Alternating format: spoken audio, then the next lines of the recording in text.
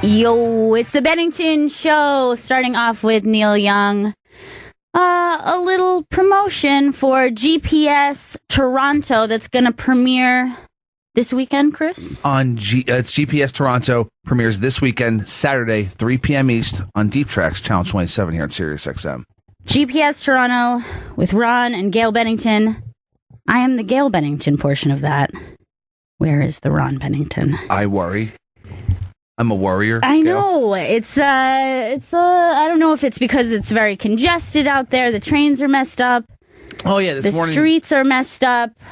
This morning there were multiple track fires at multiple stations here in New York City. I don't know if it's just because we're just still recovering from what happened yesterday. It was just a horrible, horrible attack that happened yesterday evening. So there's still congestion. I don't know if that's what's going on.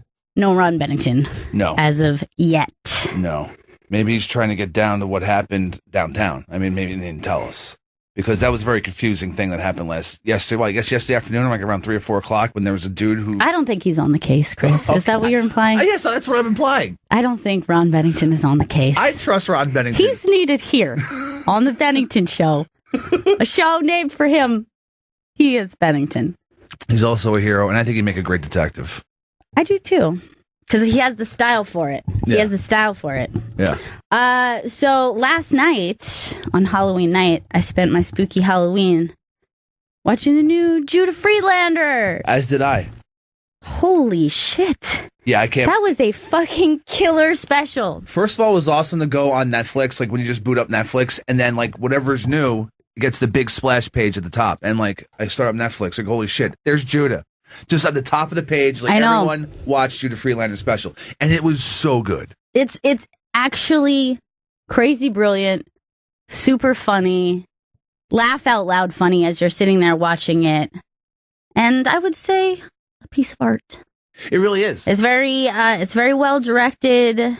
After, I was there for the Unmasked, but listening to it, promoting the special, it's phenomenal. It's like an actually incredible special. Yeah. So I highly recommend. Ron Bennington! Oh, thank God. Don't we start at 06 every day? No, we don't. What's the big difference here now? Chris was so worried, and he was I convinced that you were on the case from yesterday. He was very nervous. I'd like to see Chris start worrying about Thanksgiving. That would be the exciting thing. He is worried. Oh, yeah, you should be. He is worried. I just walked past the Stranger Thing kids. I was walking past just before they came out, so I didn't get a chance to see them. Oh, my God, they're great. Are they already... they're upside down. How do they do that? That is so cool. I'm going to go out there and tell them that Chris gave their season 2 an F. That's what I'm going to tell them. Ouch. Yeah. That would be really uncomfortable. You guys should have tried harder. Did you guys... I didn't know where you were when I came in. What were you I was talking about the Judah Friedlander Unmasked, which I watched. Judah Chris Friedlander gave that an F. No. Oh, okay, I was talking about the special that I watched last night. Movie. The Netflix. You'd rather call it a movie or a documentary. It is. It is. It's great, right? It's so good. Yeah. It's awesome to watch. It's beautiful to watch, actually. And it's crazy funny. Like, laugh out loud, brilliantly smart. Here's something the iBang has done an interview with him, and he shot that in his 15-minute sets in the city. He did not go out.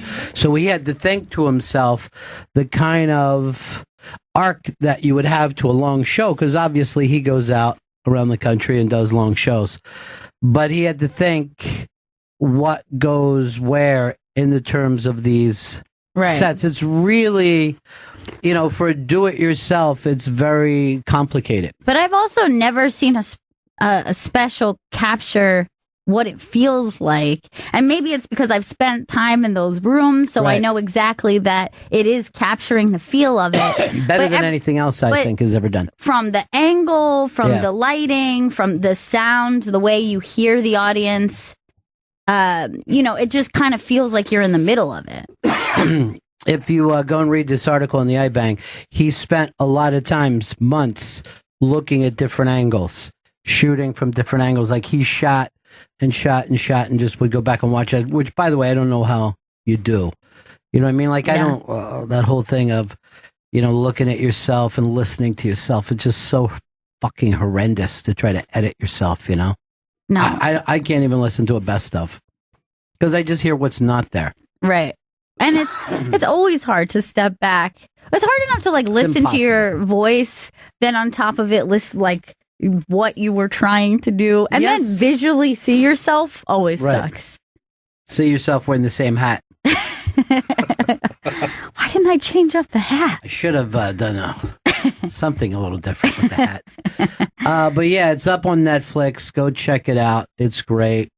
I thought you guys, and it's very strange in New York, we don't have this feeling of there was a terror attack yesterday. You would expect everybody to be way more weirded out by it, but it's just not there. Yeah, I was just I was talking about that this morning, and I was thinking it's weird how New Yorkers are it's not that we're not empathetic, but there is this thing where it's it just kind of seems like we would bite off our arm to get out of the bear trap and just be all right, we got to keep moving on. You know what I mean?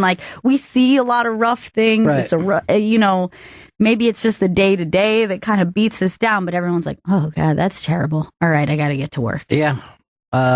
It's very much of it almost feels like a shit happens thing. But people are not discussing this on the streets. People are not wondering what's next. It's just, almost like if it was a bus accident or a train accident of, oh, that's terrible. But there doesn't seem to be, you're not going to see, I don't think, some kind of New York strong thing going on where the community comes together and tries to heal itself. It's just I saw that on fucking news yesterday. The awfulness is if you know that bike path, it kind of runs the whole entire West Side. So it's kind of more of a touristy thing to do than it is for a New Yorker. New Yorkers will, exercise people will be over there, but it isn't where people who even ride bikes in New York go. You know what I mean? Right. It is a place oh, look, there's the river, and look at these tall buildings. So 5 guys who were here from Argentina were a part of that. There were other tourists that were a part of it. It's almost, so strange to think. The guy who went and did this, he kind of probably didn't know how to get to the center of what would have freaked people out. It's just such a bizarre and stupid thing when you think about terrorism, because you're giving up your own life, but for what? For what cause? You know what I mean? At the end of the day, what have you even done by this? So I was watching it last night, and they always run the New York Halloween parade on New York 1, and Pat Kiernan is there, right? And he looked just so depressed because, this is his night to put on makeup and, watch all the floats. And the Halloween parade, they say it gets 1 million people a year. Anyone can walk in it, right? Anybody can just walk up. You're wearing a costume. You could just start to walk in the parade and have 1 million people clap for you. It's so nuts because it doesn't make any sense whatsoever. I think what they had was a mosh pit down there for years, and somebody came up with, if we organize it and tell people to dress up and walk here, right? Maybe we'll have mayhem. Something. Yeah, maybe we'll have some kind of control because you've never heard of a parade that anybody could be in. And it doesn't make any sense. But you just see him in his regular clothes, and he just looked like a sad I tuned in later in the evening, and I thought he looked just really beat down by the whole thing, tired and depressed. Yeah, he had to interview the mayor and the governor and all that, Right. These 2 individuals, this one individual's not going to do anything to Go out like you would any other day in New York. Like the one place that we keep the New York accent is always with our top cop. That guy always has an accent. It's such a throwback. The perpetrator was apprehended after being gut shot at the corner of Jones. It's just so old school. But obviously it's a horrible thing, but it has changed nothing. It's very weird to me to see that people are seemingly not affected by this at all. Yeah, it is a weird one, and I don't know. It does feel like everybody's a bit numb to it, and I don't know if that has to do with just the amount of news that we hear about this, but even within people within their same city, you would think they would be a little bit more shaken. I would say a normal city would be more shaken.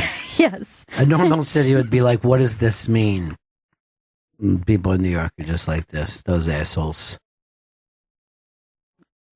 So that's where we are in New York City right now. Bonnie McFarlane is stopping in here.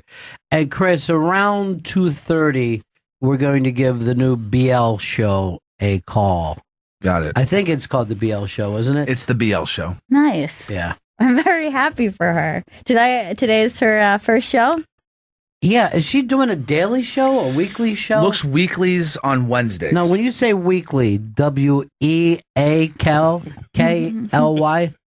EEK. That's odd. I didn't expect that. All right, already a shocker. She's like, I go on at 2:07 if you want to call. And I go, why don't you, cook a little bit? You know what I mean? Spun yourself and while you're there. You don't want to open with what channel is this on? It's Tan Talk 1340. They call it Tan They call it Tan Talk. Well, they are in Florida, Okay. You're tan. Yeah. I get that tan working. Where do we go now? Who are the latest people being accused of being perps? Brett Ratner, Olivia Munn, and Natasha Henstridge are coming out against him. I don't know Natasha. She was in The Whole Nine Yards and the movie Species. Okay, still don't know her. Yeah, you'll know her if you see her. Olivia Munn, he's had some stuff with her in the past. Is Olivia Munn the one that was dating the football player? Yeah, Aaron Rodgers. Okay. And like She's very beautiful. A year or two ago, he went on a radio show and claimed that he banged her 3 times and then came out and said that was a lie. Vito, I don't know if that's the language you should be. No, that was his quote. I said bang because I know, he but said you don't bang. have to do it. If he You got to start that with quote, banged her. Yeah. You need to start it with quote. Otherwise, we just think it's your slang. I would never. I just wanted to be authentic to the story. No, we're not stepping on the dish today, are we? Was this going to be a dish story? His quote. I said bang because I know, but you don't have to do it. If he You got to start that with quote, banged her. Yeah. You need to start it with quote. Otherwise, we just think it's your slang. I would never. I just wanted to be authentic to the story. No, we're not stepping on the dish today, are we? Was this going to be a dish story? Probably was going to be a dish story. Yeah, it was going to be Tell a her dish. it still can be a dish story. We can still get the deets in the dish. Dish deets. So, I can't even talk to you now because of the dish implications. Much like Tan Talk, this is a sponsored event. I love Tan Talk. I wish that was the name of her show. You know what's exciting is that Bonnie is going to be here for the dish today. Oh, that's great. Yeah. And I think something else might be funny. I think the iBang is putting together people who dressed up as comedians for Halloween. Oh, which is yeah. always one of my favorite things. Well, remember last year it was like the Ali Wong sensation where everybody was dressed as Ali Wong. Well, it's, finally Asian girls have something to dress like. It's very exciting. Do do do do do do do do do. This is the other thing. Go over and read the article about Judah. I'm just going to say it one more time because you know what? I may say it a lot more than one more time. So this is the other really weird thing about his special. There was no firing up the audience, and because he did it in New York at the Cellar, it wasn't necessarily a Judah audience at all. You know what I mean? Like, he's going up to an audience that's just there to see comedy. And that's always amazing to me in New York, because Gaffigan can go on stage in New York and people are just like there's a couple of people like, oh shit, Jim. You know what I mean? But just the same amount of people be like, oh shit, Big A. Oh shit, Ari. You know what I mean? Like, they don't necessarily, it wasn't a Judah show. And I don't know whether you've ever been to like a taping before, but they allow, like, this is a taping, everybody. We're really going to pop for this. Really go nuts. Yeah. So, and, you know, that's just the way it works. It's not even necessarily a bad thing to do that. You know what I mean? The TV people would probably know better than me. It's probably a positive thing. But he didn't have any of that. And I always love when Judah will go like this at his show. Any questions? And, you know, plenty of audiences, there's not an outfit, right? Right. So you'll just hear this silence, and then Judah will just sit in the silence and look at him. And it's just like really fucking so uniquely him. You know what I mean? Yeah, I loved him interacting with, and I don't want to give anything away, but just the tourists who were there from international people. It was so fast and smart and funny, and I think that it's crazy how many times he took me off guard. Like, how many times he got like a completely shock laugh out of me where I'm like, oh, that's not where I thought you were going to go with that. Yeah. I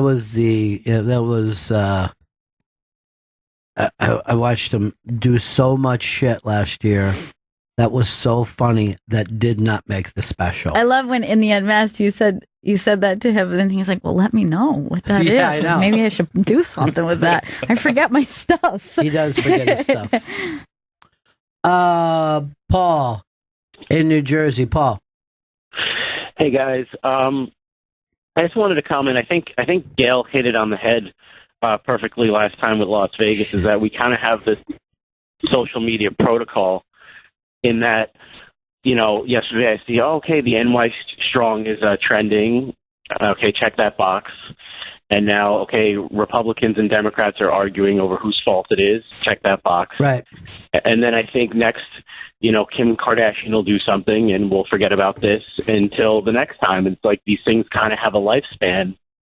I find it interesting. Yeah, they do. And to me, the odd thing that I've felt in this city is the lifespan seems to be shorter. You know what I mean? Yeah. I don't think it's going to have the same amount of time because, like we said, it's not as unique. It's not as, you know, we've already said, oh, Jesus Christ, how would you stop this? Because this was a single guy who lived in Florida, who came up, rented a truck, didn't even fill it with explosives, just ran down a bike path over people. And then, you know what I mean? It's not a genius doing this shit. No. And then had a paintball or a BB gun on him. It's just like, this is not a thinking person. I mean, you got to be an idiot to do that. And the fact that they took him straight to Bellevue tells you everything you need to know.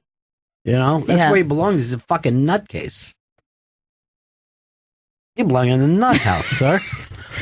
Sir, this is just nutty. There was, Chris, you just tell me what he yelled out, the phrase. Allah Akbar. Now, they said that people are saying around the world or something that we mispronounce it on the news.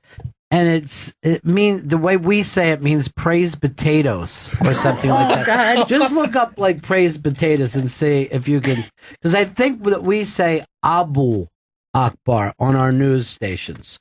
I think Mashable might have had this. All right, and that was like the first thing that gave me like a little chuckle about it last night. But it was weird to me, like, all right, there was a terrorist attack in America, and there I am watching the World Series. Yeah. You know, there was a terrorist attack a couple miles from here, but there I am watching the World Series last night. Yeah, I mean, even last night when I got home, my boyfriend and I were talking, and then he's like, yeah, all my family started calling me, and I picked up, you know, I had to field all of those calls. And I was like, what about And he's like, the terrorist. I was like, oh, right. Of course. Like, Right. you know what I mean? Like, we didn't even contact each other. No. We were like, well, I know where he is. He knew where I was. But I did have to send out some stuff like, well, no, I'm not in Tribeca. No, none of them were in Tribeca. All right, all right, so they're pronouncing it Alu Akbar, and that means potatoes are the greatest. Okay, yeah. Because I know that there is, like, potato dishes that are called like aloo gobi. So aloo akbar, potatoes are the greatest. Holy Now shit. let me hear. Is there anything that has any of the people saying it? I'm looking for that now. Yeah, I think Mashable had it. And I don't know why you need to be able to say it correctly. I think potatoes are delicious. It's pretty great. That's what I'd be more likely. Potatoes are delicious, motherfucker. No more rice. No more fucking rice. I don't want grains. I want a goddamn potato. Because they're trying to get us into this grain stuff now. Fucking whole grains, ancient grains. Blue Apron is very big into the grains. Farro. I know. I've eaten some farro. It's not bad, but it ain't a fucking potato. Hell no. I believe farro is one of the ancient grains. Well, it sounds like it, right? Where do we go now? Vito, keep an eye out for when those kids get out there, because I want Gail to be able to go see them. It's 12:30 to 1:15. Jeez, you're just screaming it. Oh, why? Because they're children, they have to go less than everybody else? There's more of them. They should be able to make it up. By the way, did you notice that Judah goes like 84 minutes or something hilarious like that? Like, oh, yeah. That's why he doesn't think it's a special. But it also moves so quickly. Because he's just joke, joke, come back, crowd work, joke. It's very funny because the whole thing is about American exceptionalism, but everything that he says that we do great is our shittiest stuff. Right. You know, so I'm kind of riding it high, like, yeah, America is great. Not so much the examples you keep giving, but yeah. He's so goddamn funny. Yeah. I also thought just his delivery and his character in this was really strong and really fully realized. I mean, I when we go to break, I'll tell you certain things that really got me, because I never want to be that guy like, ooh, watch out for this part, because I know how annoying that is when somebody says that about a special. This is my favorite moments with Judah. It'll just be like after a set, and it'll be like this. Okay, man, you all right? Everything good? Yeah, Chris tried to call me. Let me get back to him. But you're okay, man? All right, I gotta get going. It's always just a few moments of that kind of, yeah, we know each other. We do exactly know each other. Thanks for everything. Chris, you don't have to even worry about it. I'm finding articles talking about someone mispronouncing it, but then no video links. Yeah, I'd like to see video. Because they were claiming that everybody says it the wrong way. I feel like I say Allah. Is it Allah? I thought it was Allah Akbar. Well, it's not spelled Allah. No, it's spelled like Alu. But why could you have the word misspelled? You know what I mean? Like, this is where the problem comes from. It's spelled Allahu. That's how it looks like you should pronounce it. Allahu.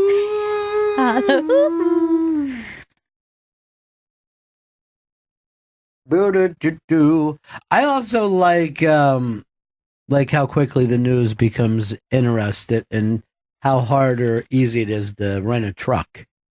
You know what I mean? Yeah. Like, what are you going to... Like, there's some dude right now who's got the feds stuff. You rented him that truck? It's like, I'm in the fucking truck renting business. He handed me a license and a fucking credit card. What would I do? Not give it to him? I mean, this has worked for every other person who's come through here. Everybody gets mad if there is a Muslim person who is stopped for no reason. We're like, oh, well, that's not America. That's not right. And then as soon as the bad person isn't stopped, everyone's like, what the fuck is going on? Isn't somebody supposed to be taking care of this shit? Where do we go? Guess what I was listening to on the way in? That song? Yeah. Very bad with me. Very bad the way a fucking song can get stuck in the noggin. But, we were under attack yesterday. What do you want me to do, folks? What's this Todd Barry news? Anybody up to date on that? Todd Barry returns to late night, where he made his television debut. By the way, debut is not a word that even looks like debut. It looks like debut. Debut. Like a debutante. Check on the dish. Is Wendy Williams supposed to be on there? Yes. Okay, Jesus. So we ought to have that on this so I don't keep going to it. I guess the Harry Styles is on there too. No, not that one. The dish is different. just overtaking everything. No, it's not. The dish is just has a wingspan that has taken over the entire network. Oh, it's the viewer mail bit again? Yeah, he went on late night with Seth Meyers. Oh. Why is it where he made his debut? This is down wrong. He told us on the Unmasked, I think, that he made his he was a person on viewer mail. I have another friend, Laura Brooks, who got a letter on late night when she was really? a kid. Yeah. It was something like really small and easy. She had figured out that if you asked a short, weird question, they'll read it. Right. Most people make the mistake of writing a long question. Right, but you just need something to be like, here's the jump off. Yeah. So, what you really need to say is, hey, Dave, what's the what? Because theirs wasn't much better than that. Hey, Eric. Eric, what's up? Hey, y'all, can you hear me? Yeah. Hey, I didn't know anything about potatoes being great, but this morning I did notice that a woman went very far to say he was heard screaming Allahu Akbar, and I was like, man, I've never heard it said that way before. So yeah, she dropped the potatoes thing. So I'm sure everybody got called into the pre-show meeting. Look, folks, no big deal, but I think this is something that we ought to do correctly. Seems like we've been praising potatoes a little bit too much. That's fake news. Yeah. When you think of it. We're hearing a lot from our ancient grain sponsors right now that they're already losing to... it's funny, I was looking at this, then they were saying that the World Series beat Monday Night Football and stuff like that, and I'm like, why wouldn't it? What kind of person would want to just watch a regular bad Monday Night Football game when you have the World Series on? Because you like sports, right? You're a guy. Don't you like sports? Does it really matter to you? Like, is there a guy going, why am I watching hockey? Why am I watching the Stanley Cup? This is ridiculous. What we really like is championships. We want to see a champion crowned. So you watched last night? Yeah, I've been watching everything. Did you enjoy the game? Yeah, I did. And you know what's really funny about this is I couldn't tell you who's going to win this series, and we're at Game 7. You know what I mean? Like, you just can't tell. Yeah. And I'm saying, like, I'm sure if you were a rooting person, you'd be able, in your mind, you'd be locked in, or even betting. But if you said to me, I think Houston's going to win, I go, I don't know, Dodgers. And if you said Dodgers are going to win, I'm like, yeah, but that Houston team can really hit, It's that kind of a series. Yeah. I watched just but the last half of it last night, and then watched, of course, the game before that. But it is really exciting. Like, it does feel like very well matched. It's like it's softball. I mean, these guys are just fucking hitting it fucking yard. And people like that. People love a home run. Mm-hmm. I'm an old school National League guy. I believe in the 90-foot game. I want to see a guy get the first, fucking steal second, be bunted to third, and then get home on a sacrifice fly. Because to me, that's like 4 different games. Chris, American League guy. Yeah. Hit the fucking thing out of here. I'd say jacket. Yeah. And that's why none of you guys understand baseball. None of you guys have an idea of the game within the game. And if what I say happens, it'll go like this. So what? We'll just hit a 2-run homer. Because we're all fucking juiced up. Their entire history, all the way back to Babe Ruth, was on steroids. Every one of them. Every New York Yankee. Now, Vito, you're an American League guy, but you're a big guy. You'd rather watch home run baseball or the fucking 90-foot game? I'm a Mets guy, so I'm NL. Yes, I know that. Now, having said that to you, which kind of baseball do you prefer? I like small ball. Like I like watching a cool pitching matchup, and I don't like to see just home run after home run. I like to watch pitching. This is the other thing about you. Unlike Chris, you don't bandwagon and you don't stop wearing your hat as soon as your fucking team is out of the playoffs. Look, that new hat I bought, it was just too tight for my head. I can't be wearing it all the time. No. Every hat is going to be too tight for your head. And I noticed this. The Lord is still wearing his Yankees cap. He is. He doesn't let it go. He's a real That's a fucking fan. deal fan. I think he just has a smaller head than I do, so he has an easier time buying a hat. Why don't you get a hat with an elastic band? That just seems silly. Or do they sell rubber hats that you can just fucking put out there? How much give does this have? Can I break this in? It's Mona in Washington. Good morning. I do have to admit that after I did see the picture of the guy who rented the truck, I think I did some racial profiling. In what way?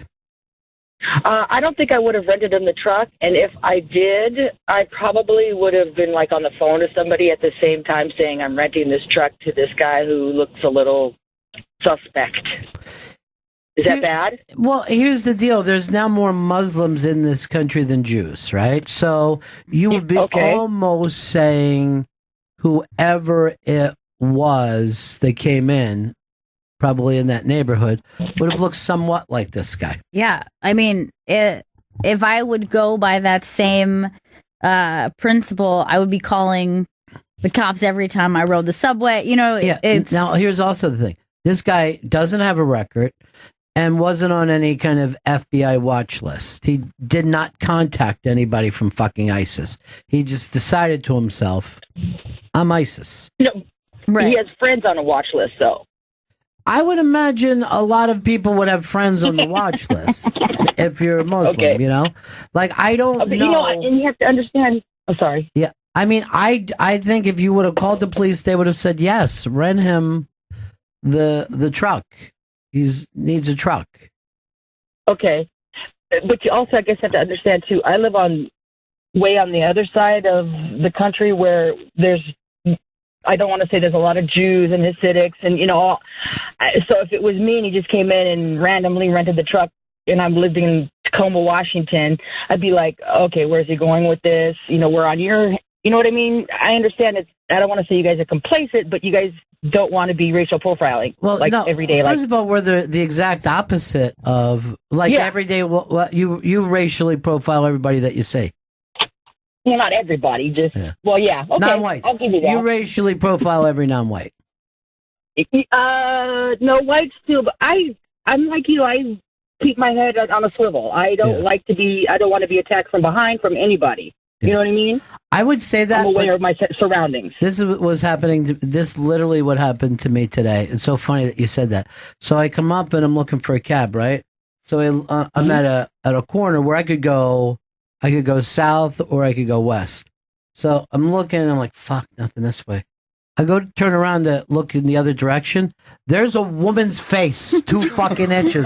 And I turned around and almost bumped. And she has this big, stupid, flowery fucking thing wrapped around her neck. You know what I mean? Like, she was insanely. And I actually whipped my head back and then started laughing about how fucking close she got to. And there was no reason. There was no one but me and her at the corner.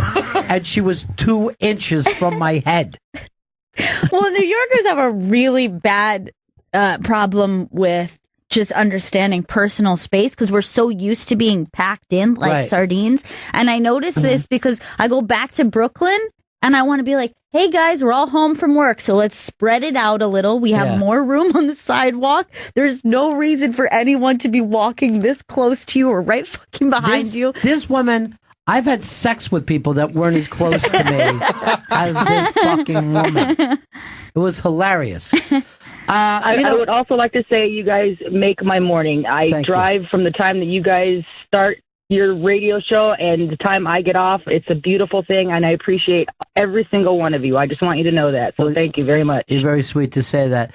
And by the way, I think like when something like this happens, we want to feel like there's a clear-cut reason that, we could have stopped it.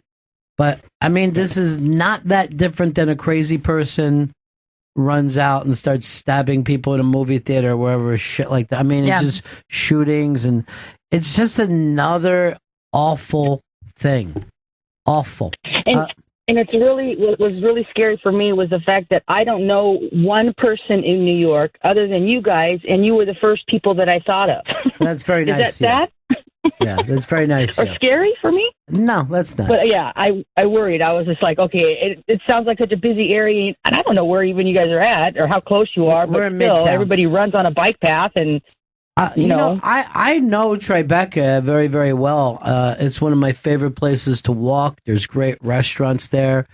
And it was a neighborhood I came very close to moving to when I first came to New York. It's great. It's a great neighborhood. Molly's family lives in Tribeca. And I actually checked in with her. I go, how's your family? And she goes, oh, they're okay. They're in Florida now. I go, oh, thank God, because I know your mom's such an awful driver. And, to take I thought maybe she did it. And she was like, you're really not that far off. I know you're joking, but you nailed it. Charlie, what's up? Yeah, hi. Ron and Gail, I want to get your opinion on the Netflix special last night. Like Gail said, I laughed out loud more than I ever did in a comedy special, and the crowd work by far was the funniest. And when he made comments, and when people mentioned maybe Canada and England, I expected it. But I got a little suspicious when every country that someone mentioned, he had an incredible comeback, especially when someone mentioned the former Soviet Union country, and he had a laugh-out-loud comment. I was wondering if you guys think there were plants in the audience, because it was too perfect. Well, no, they're not plants in the audience, because he shot this over some amount of time, so I don't know where the edits took place. But anyone who's been to the Cellar knows it's a highly international club. Yeah. And I do this stand, which is pretty much a New York club, but some nights there's always a fucking Australian there, though, every night. Yeah. So sooner or later, you're like, hey, if someone's from Australia, I'm probably going to say this to the fucker. You know what I mean? But then when you go to New York Comedy Club, which is a pretty small club, the last time I was there, it was like working the fucking UN. I'm in a conversation with a guy from Nigeria, you know? Yeah. Also, New York is such an international city on top of that. So, we do get run-ins with that more often. But yeah, the Cellar is always a very mixed crowd. It's a very international crowd. Some of it has to do with Louis. You know what I mean? Like they just want to go to the place that Louis was filmed at. But also there's the chance that you're going to see Amy Schumer or whatever. And if you were traveling to London, you'd probably go, where's the hot spot for me to go? You know what I mean? So the Cellar has a reputation not just for a great comedy, but also great people watching. Yeah. I know whenever you go to see every Monday night at the Carlisle, Woody Allen plays jazz. And I've been there for that. I might as well be in fucking France. Just filled with fucking French people. Yeah. And that ticket has gotten crazy. I mean, that ticket is fucking Knicks tickets. I really regret not doing it earlier, because I just recently went, you know what, I've never done that. Maybe me and my boyfriend should go. And I didn't realize that it spiked so much in the price. It's about, because it'd be about a $500 night for you. Yeah. You know? But I do think that you get a drink with that and some chips. How good is this drink? And Woody doesn't talk to you even once. He doesn't say a word to the audience. Every once in a while, you see him lean over and he'll whisper to his guitar player, and then the guitar player will say, but I was sitting in the front row and couldn't hear his whisper. He does not want this to be about Woody Allen. He's prickish. Because like a couple jokes in between the songs would be nice before you start playing the fucking clarinet again. I saw Bobby Short there too, and he's a wonderful, wonderful man. They name it the street after him, and like he would bring up a song that you never heard from like 1918, and would tell you a long story about that song, and then go into it. And I would love to tell you that it was a ridiculous, awful night, but no, it was fucking great. He actually lived when he was a little kid in Carnegie Hall. He lived up above it. Holy shit! Yeah, they gave his family a room up there. Well, I don't know I guess his dad was in the arts, but he could go down and look over this thing and watch the shows at Carnegie Hall when they were doing. Well, they still do like a show a night there. It's still ridiculous. The people that go there, that they don't even advertise. They do not advertise because they don't need to. It just sells out. Like we're going to Carnegie Hall. It's crazy. Here is Tim. Tim, what's up? Hey, Ron. You're a sports guy, and I just wanted to get your take on something. Just a thought I had, which is that a lot of these like Muslim guys, they feel very like alienated, and when you look at the way black people became embraced by American culture, a lot of them were athletes, correct? Like your Jackie Robinsons and your Muhammad Ali's. Oh yeah, I didn't think of that, but yes. Yeah, but you never really see any you haven't really seen any Muslim athletes. I think I looked into it. There was like maybe one in Major League Baseball ever. I think there's been none in NHL. I mean, but obviously they don't traditionally play those sports, but as they come to North America, they are very reclusive as well and don't put their kids in those sports also. So we're not really seeing them break through in traditional. Yeah, I think what happens is by the time you see Muslims that have assimilated, you don't think of them as Muslims anymore. You know what I mean? So there's been all kinds of people that are probably Muslim that you're just not. You know, there's a lot of there's a bunch of comics breaking out now. You know. But it's like Aziz. He was raised here, right? It only takes one generation. It takes, there's not the accent, there's not the thing, you know. And for some reason, and I'm not saying Aziz is Muslim, that wasn't my point. I'm just saying, here's this kid from India, or his parents are from India, but he seems like, you know, he has the same outlook as anyone else here, except for every once in a while someone brings up to him that he's from India. You know what I mean? Like, that's his thing. But as if, like, Vito could say that he's an Italian, but to Italians, he's not. Right. No. Or like when people say, oh, I'm Irish in this country. Yes. Irish people are like, why the fuck do you say that? There's nothing about you that's because you're we're 1/16th. Right, because know? we're not, when we say we're Irish, we're saying we're American Irish. Right. Vito is American Italian. Chris is an American Jew. Yeah. Ashkenazi. God bless you. You better go to the doctor and get that looked at because it's too much. That cold is not going away. Did he just say potatoes are the greatest? Yes. They're delicious. Really? Because I've never seen you have anything other than fries. That's his only potato style. Fried. Occasionally I'll have al gratin if it's on the menu. Wow, Susan Sarandon. Oh, beauty. She looks great. She's such a beauty. I'm going to take a break and go down and look at the kids from, what's the name of that show? Stranger Things. I was going to call it Strange Little Things. Why am I reading, Chris? Well, get this out of the way. How's it getting out of the way? It's just making it more and more and more. Bonnie McFarlane is going to be here in a couple of minutes.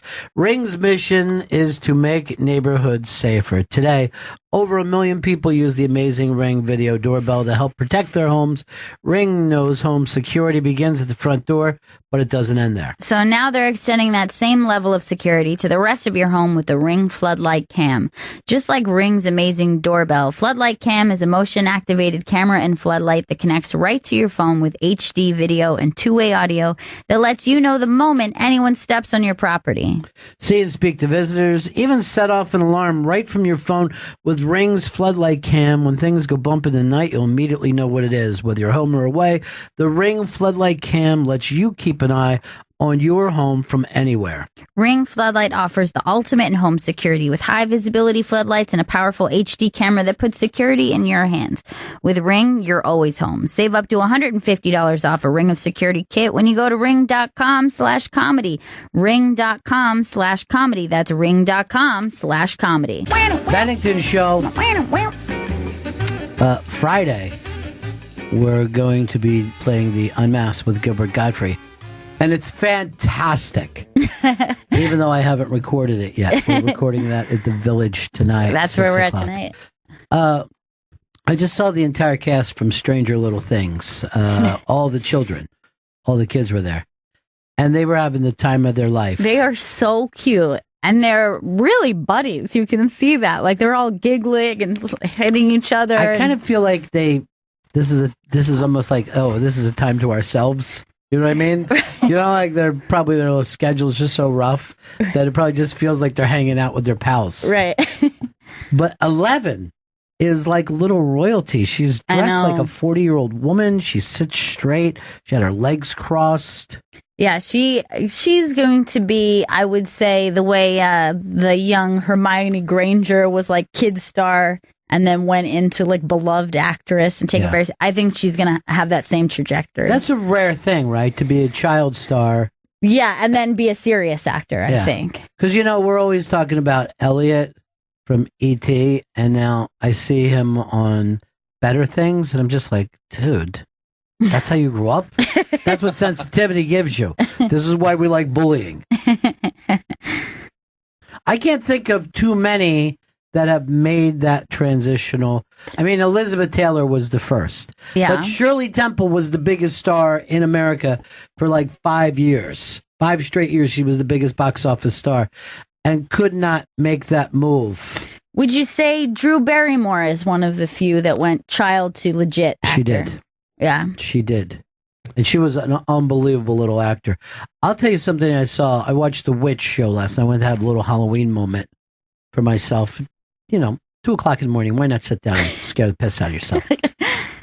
The boy from that did a fucking scene where he was talking to Jesus, and it was as good as I've ever seen anything in my life. It was as good as Daniel Day-Lewis. Really intense. Which goes to show it's not that hard to act. What were you going to say, Chris? Sean Astin, does he count? He was in... Okay. What did he do as an adult? He was just in Stranger Things, and that's why he's saying it. He had the lisp and 500 dates. Yes. 500 first Rudy, dates. of course. Rudy. Somewhere in between adulthood and childhood. I still put him as that's a kid's role.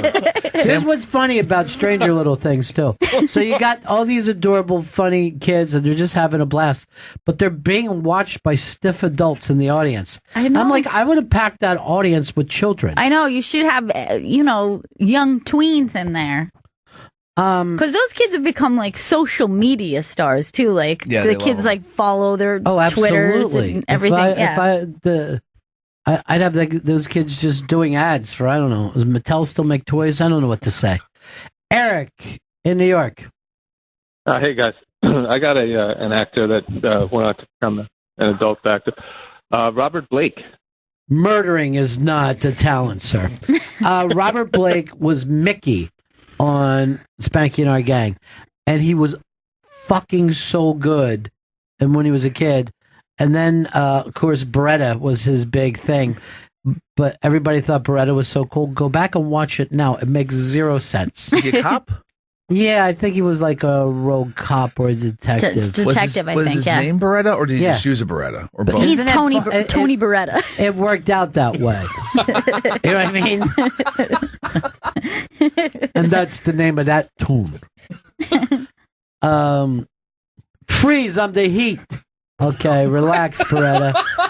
That was like our first time that we had.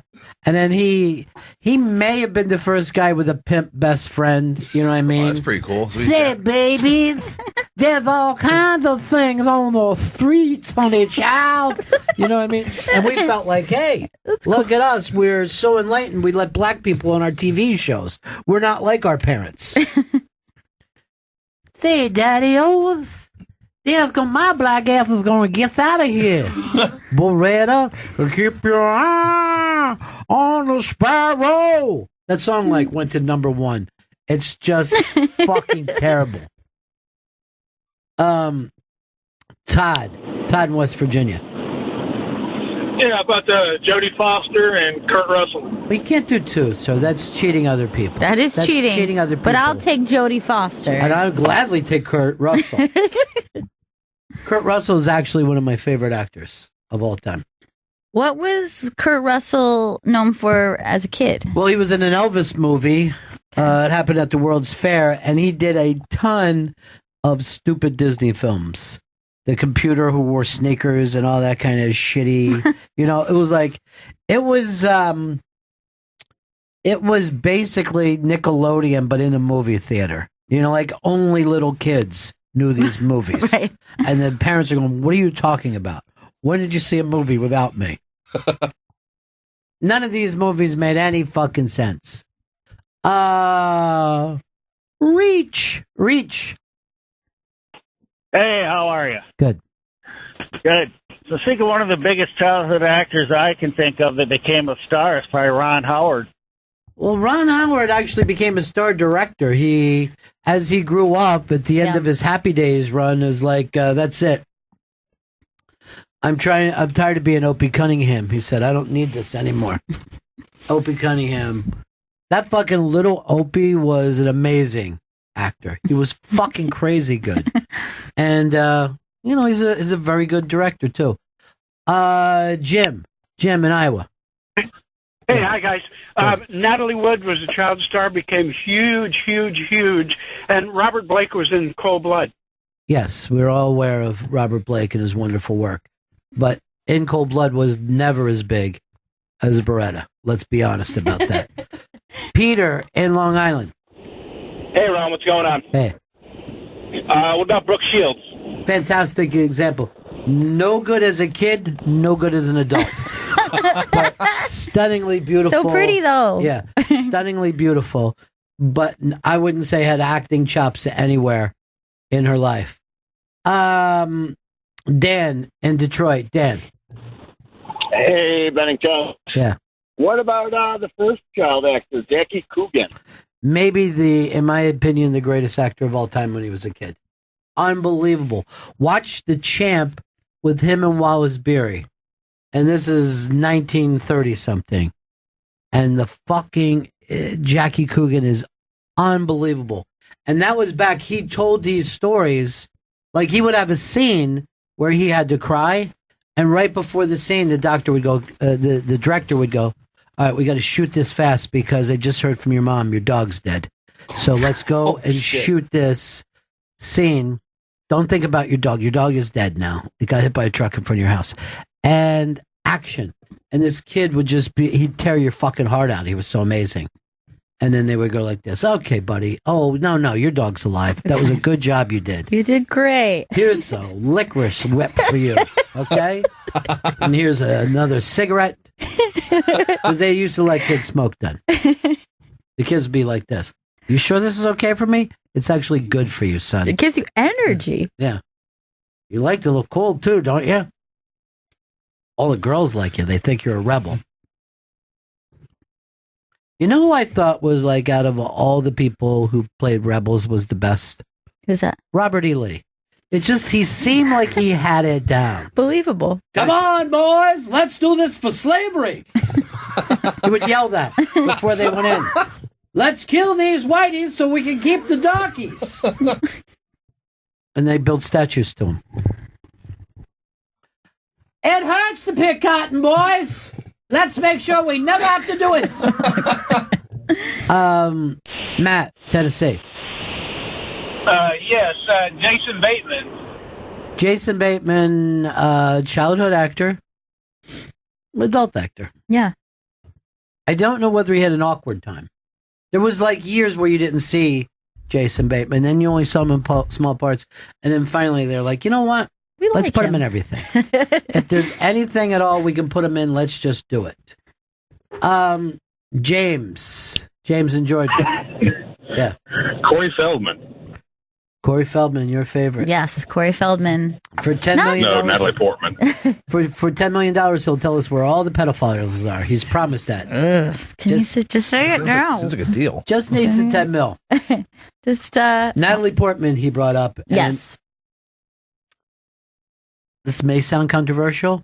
I think she was a much better child actress than she is an adult actress. That does happen sometimes. I attempted to watch Jackie O. And my review was simply, Jackie, oh no. Now, and I actually said this, the wrong one got assassinated. oh my God.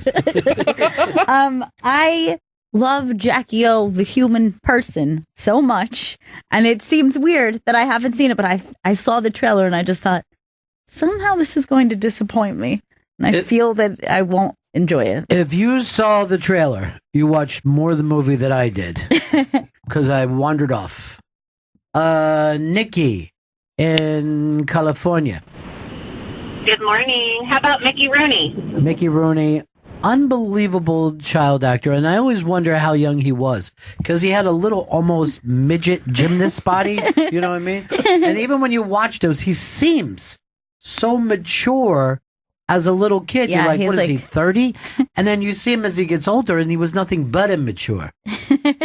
Don't cuss around me, fellas. You're just like, what? Stop You're saying an old that. man. Jeffrey. Hey, Jeffrey in Nolans. Hey there, guys. Greetings from the home of the next Super Bowl champions. Well, you guys are oddly coming on strong in a division that is not. So you're going to the playoffs, it looks like. Yeah. You're missing an obvious one, Winona Ryder. Well, it's not obvious for two reasons. Number one, her career has been stamped out except for Netflix.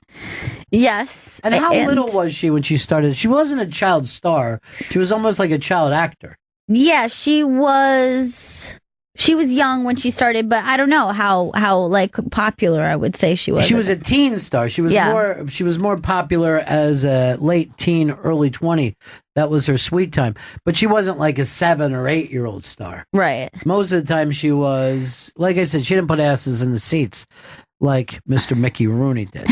I also think that she suffers from what you just described, the Natalie Portman situation. I feel she was stronger when she was younger, and now maybe not so much.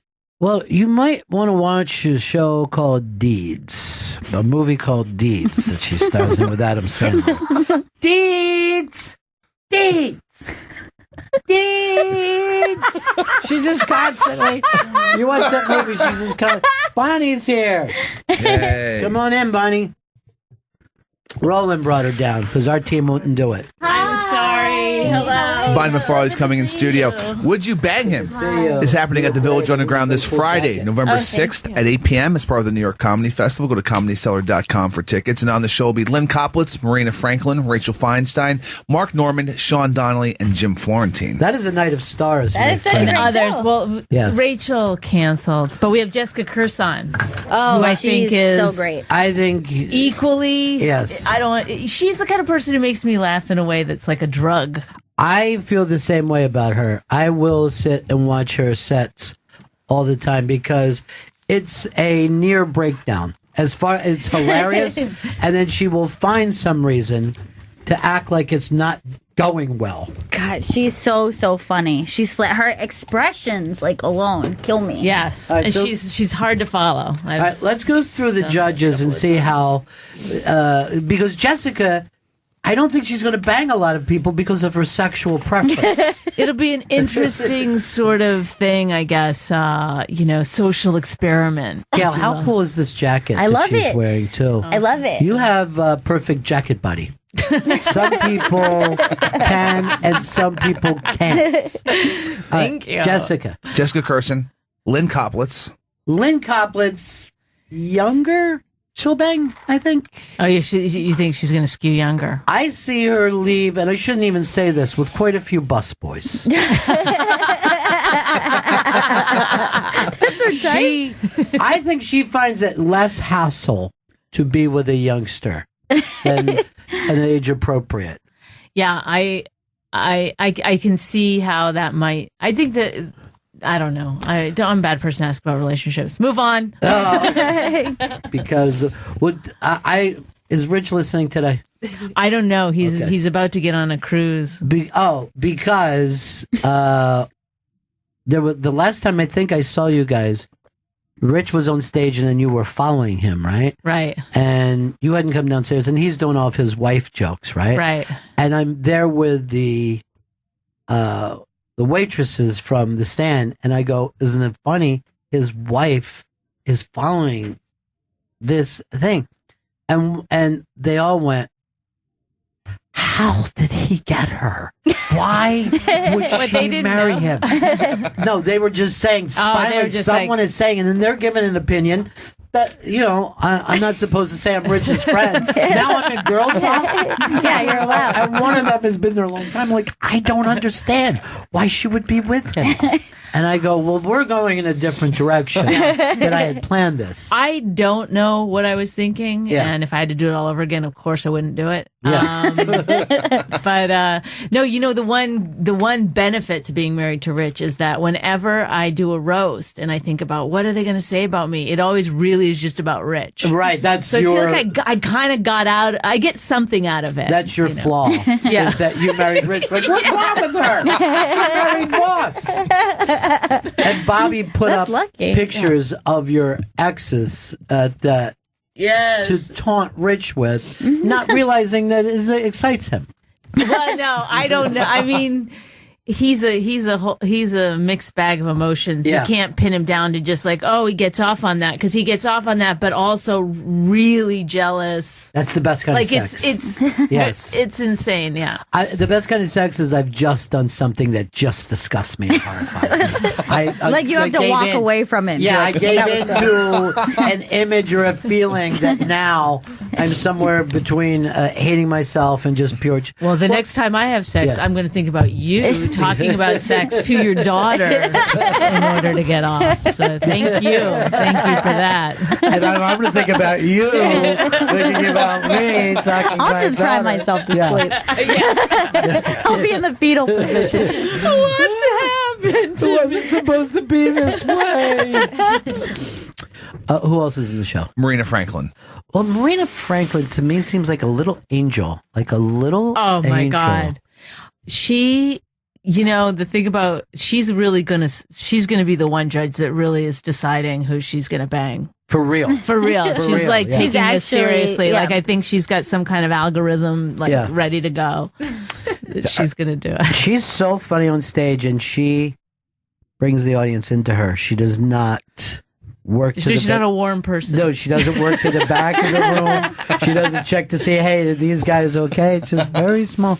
And she's amazingly funny. All right, so great judges in this. And I think we traded up by getting rid of Rachel. I really do. I feel like I want Rachel to do the show, though, because I think she would. I like that they bring different energy to it. Because I would really judge on the sense of humor. That's really the way I would judge it. That's why in love with Voss, because he's so damn funny and quick. He's very, and I think one of the other reasons about Rich that it works for us is that he can bounce back from a beating pretty quickly. Yes, and I don't know how many other men might be able to handle. He also is very. When I get a little upset. He's very comfortable with his flaws too. Like he will tell you something that he did that embarrasses him or pisses, but he doesn't need to share that. There's no reason for him to tell you that. I think you see that as like him like opening up. He doesn't know he did something that's embarrassing. Okay, he's not aware. He's just like, oh, did I? So this is going to be fun. Now let's go over the guys. Mark Normand. Mark Normand does very well with the ladies. Yeah. I don't know how that happens. I honestly don't get it. Yeah. I don't get it at all. But he's got a good body under that little t-shirt. I will say it? that. And it's like, I guess if you're, it's the same, I suppose, for a guy who's into like, a fembot, or one of those sex. Yeah, I don't see that there would be. He's like a male sex doll to me. There wouldn't be warmth there, maybe though. No, there couldn't be. there's 2 holes. I'll pick one. I don't know. That may be an actual quote. That could be an actual quote. I'm nervous about that. I want to tell you somebody that I see ladies approach, and he's uneasy with it. Matter of fact, he doesn't seem to like it at all. Mr. Dan Soder. Really? Yeah. Is he shy? He's a one gal guy. Mm-hmm. And Is he? Maybe he's a no gal guy. What about that? You heard it That's here why first. he's I'm with just Big throwing J. these. I thought that's where you were going with it. He's a one. He's a -1 guy. I don't know. Maybe it's all about Big J for him. But I'll see young girls dig him, college age girls like him, and he's got this weird thing though where he's like, it's an embarrassment of riches. Like things just come to him. It's raining outside on everyone but him. Right. You know, and he's like, hot girls he's like they're too clingy. You're like, oh my God, nobody thinks a girl with a body like that is too clingy. Yes. And if they're not clingy, what are they? Okay with themselves? I mean, what are you looking for? Somebody healthy? I don't understand it. All right, so we're thinking.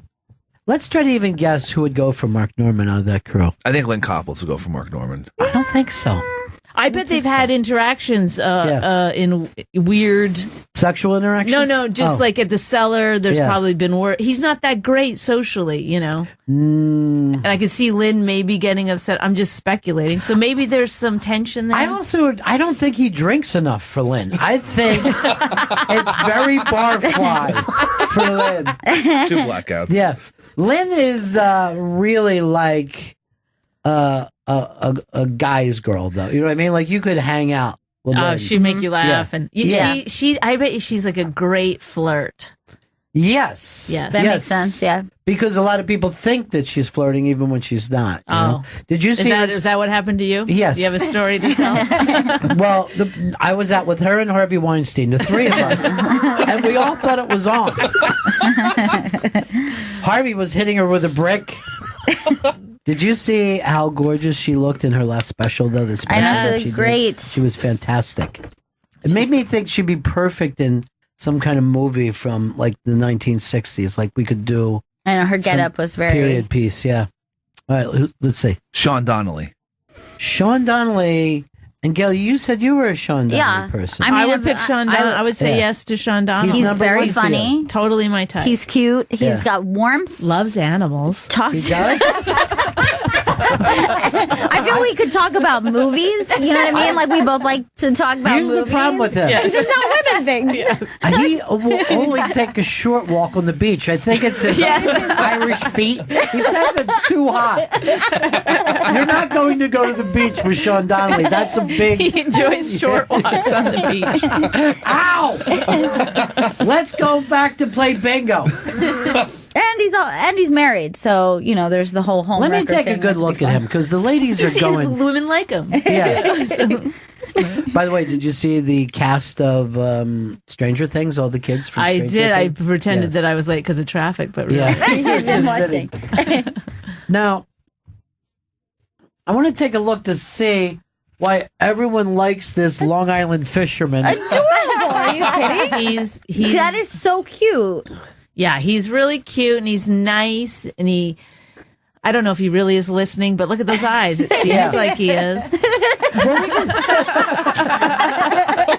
really funny. Chris, does this surprise you? Yes, it does. It surprises me. Yeah. Do you know the Sean Donnelly? I think we told it here one time.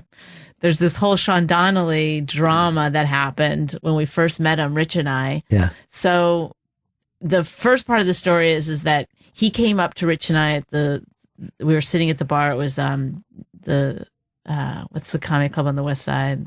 West Side Comedy Club? In the 80s, 88. Oh my God. Comic Strip? New York Comedy Club, Comedy New York. Stand Up New York. Stand Up New York. Yeah. So we're there at the bar, and then he comes up and he's like, "Hi guys, I'm going to be the MC tonight." Yeah. And Rich goes, "You need to back off," or something. Like, you need to take it down and leave us alone. So he was slightly offended by that. So then we knew we had a live one, and we both went in deep. No, so we were kind of, giving him the business, and then he goes, "What do you want for your intro?" I gave him an intro, a very specific intro. Then he went on stage and he either forgot the intro or he just didn't care about saying it. And so then I went on after and I said, what the fuck, dude? Like, why would you ask me for my intro if you're not going to do my intro? And I expected, it's not like it was like, this is shit you do at stand-up New York. You just fuck around. Right. And then he got really upset by it. Well, because what happened was that he didn't come back at me at all. He just stood in the doorway, sort of frozen, and then he left. So then I had to really make fun of him. You know what I mean? Then I had to double down on it. Like, okay. Right. He left me out there like I was a mean person. So then I was like, well, now my character has to be mean. Right. You know what I mean? For this to work.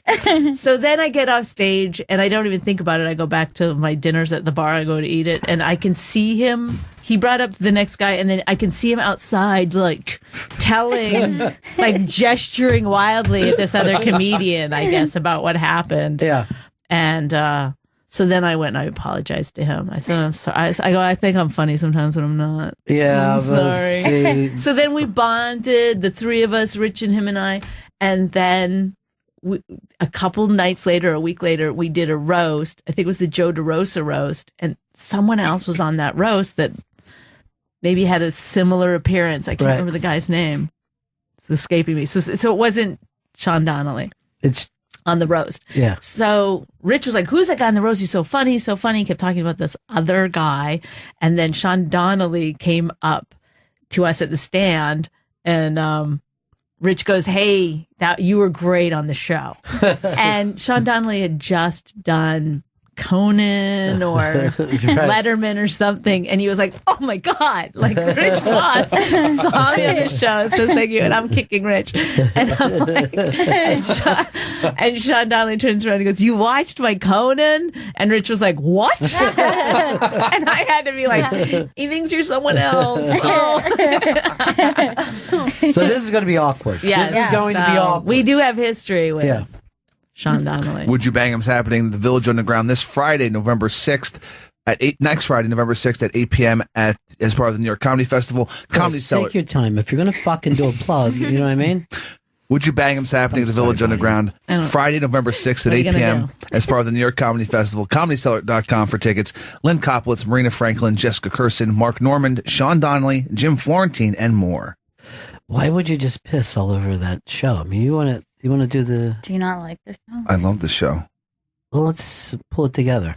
We've done it a few times, and it's always been very funny. Always great. I want the women to be really sexist, though, and sometimes they're fair. Yes. You know? Which I don't like. It is funny when you get asked to judge something, you suddenly believe that you have advice for people. I don't know why. I don't have any of that. None of that. I don't care whatsoever. All right, who are the other guys? So far, Sean Donnelly doing very well for himself. Jim Florentine. Well, I know for a fact that this is a ladies' man. Jim Florentine. Yes. All he has to do is speak. Now, do you love his voice? Yes, isn't that? Yeah, that's his number one. He's a very quality. low register. Yeah, he's a great looking guy, but his number one quality is his voice. That's how silky I'm his voice always is. baffled by what works and what doesn't. Here's the thing about Jim Florentine: all the women love him except for the one that he loved. Oh my god, so deep and harsh.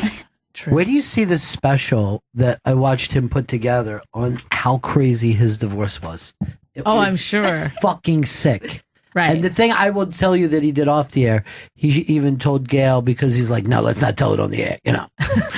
Even you doing his voice does something to me. I talked to Norton about it. He was upset. But here's the thing about Florentine. He still works girls like he was 23. He had a wingman the other night at the stand, and who went by and said something like, "Oh, you got that call back from," and mentioned the celebrity's name. So that's why he's talking to a girl. Oh my god! Yeah, That guys do stuff like that? Yes. Grown men? Well, not normally unless you're single, and then you still have to go back and use it. It's like saying, oh, when you go fishing, you actually put bait on the hook? Yes. All this stuff has to happen. I think Jim Florentine and Lynn Coblitz would make a very interesting situation. I feel there would be like a lot of sexual tension there. Right. Well, we've had some blowouts. Like there was Joe DeRosa was a contestant that it went wrong. Really wrong. That's odd because he has such thick skin and is able to. He was it Joe DeRosa? Somebody unfriended or unfollowed Tammy Pescatelli after she was a judge. I didn't say yes. Wait, she was a judge and not a contestant? I'm completely confused about this show. Chris, let me see if you're back on top, because this is an incredibly funny show and I want to see it. Bonnie McFarlane's in studio. Would You Bang Him is happening at the Village Underground November 6th at 8 p.m. as part of the New York Comedy Festival. ComedyCellar.com for tickets. Featuring judges Lynn Koplitz, Marina Franklin, Jessica Curson, and Mark Norman, Sean Donnelly, and Jim Florentine, and more. Now, I would love to see on that show Rich Voss. He won't. He's the host. Yeah. You know, he wouldn't go. He wouldn't be judged. No, he won't be judged. He's too big for that. But I wanted to be a judge, and he wouldn't let me do it. Oh, he wouldn't let you say whether you would bang? I said I should just always be one of the judges. You can be the host, and and no, he put his foot down. That's interesting. Yeah, I guess he is more jealous than I thought. Yeah, it's a complicated. You have to be. Does he ever get jealous when you're hanging out with comedians and being funny? And yeah, but I used to think it was because they were, they liked me or he felt that or something. But then I realized that it was attention he wasn't getting. That's where the jealousy comes in. He doesn't think like. You were taking laughs away from him, and you were taking attention. He's like, "What about me?" Yeah. What about Rich? What about Rich? He's got nothing over the years. No one has talked to him or heaped praise on him. We've got a sponsored bit we have to do. Let's. You like gossip, right? You're a gossip person, I love right? gossip. All right, let's jump into this.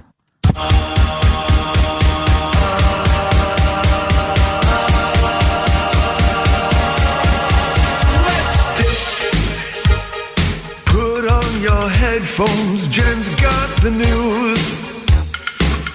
Let's dish to the gossip they're saying on the radio.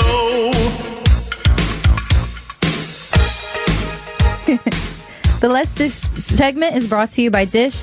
Dish listens when no one else does. Dish tuned into you. To learn more and sign up today, call 1-844-CALL-DISH, go to dish.com or visit a local retailer near you. Let's hear some Dish. All right, what's the dish?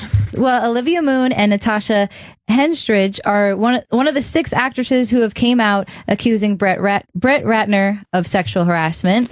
Are we allowed to comment? Yes. Oh, Brett Ratner. Who would have thought? Who would have thought? Well, that's a shock. But isn't it right now all the ones that you expected to get out it? We still haven't had, no one has said Steven Spielberg, you know what I mean?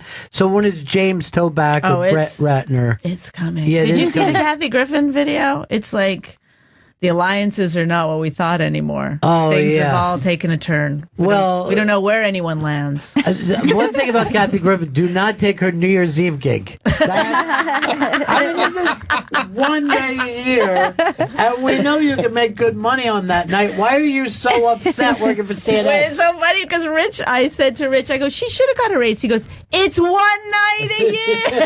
I'm like, oh, maybe. And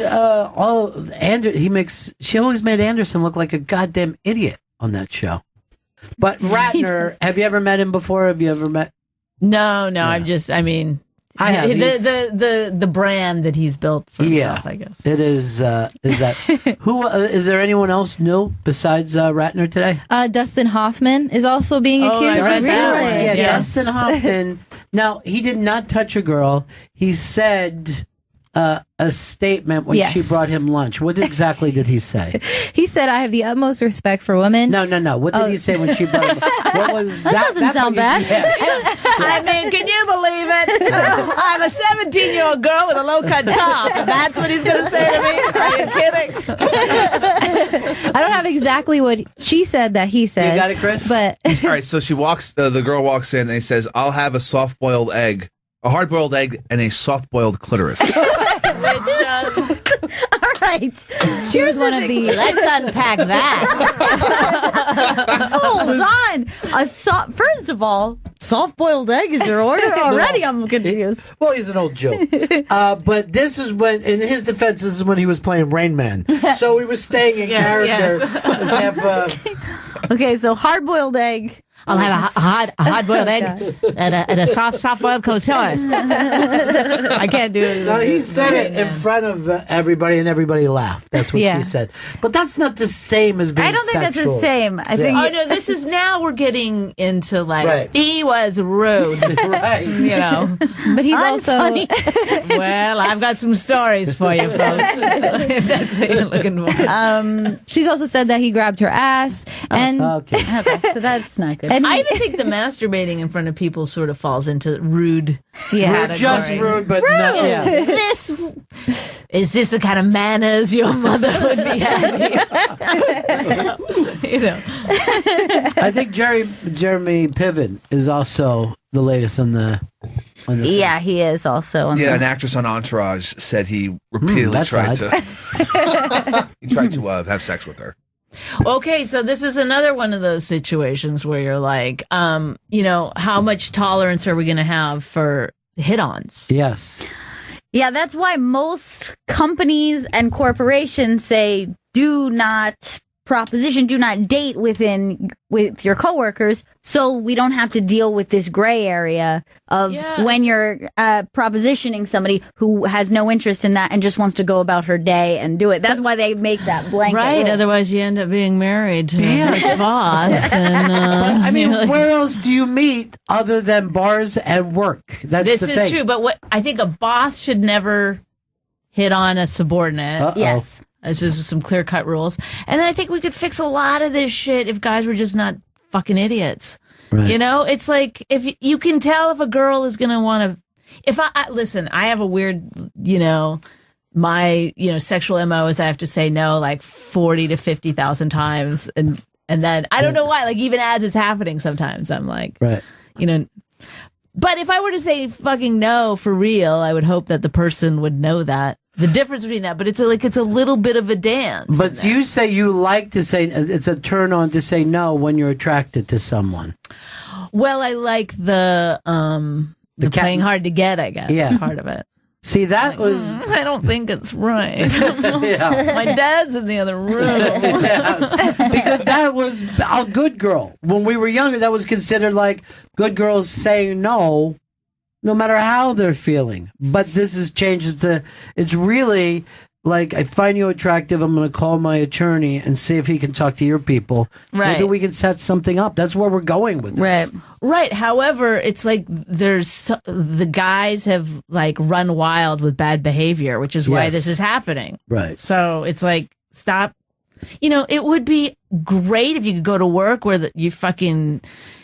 boss or coworker didn't masturbate in front of you, I mean, that would be nice. Does that sound okay to you guys? Could we make that a thing?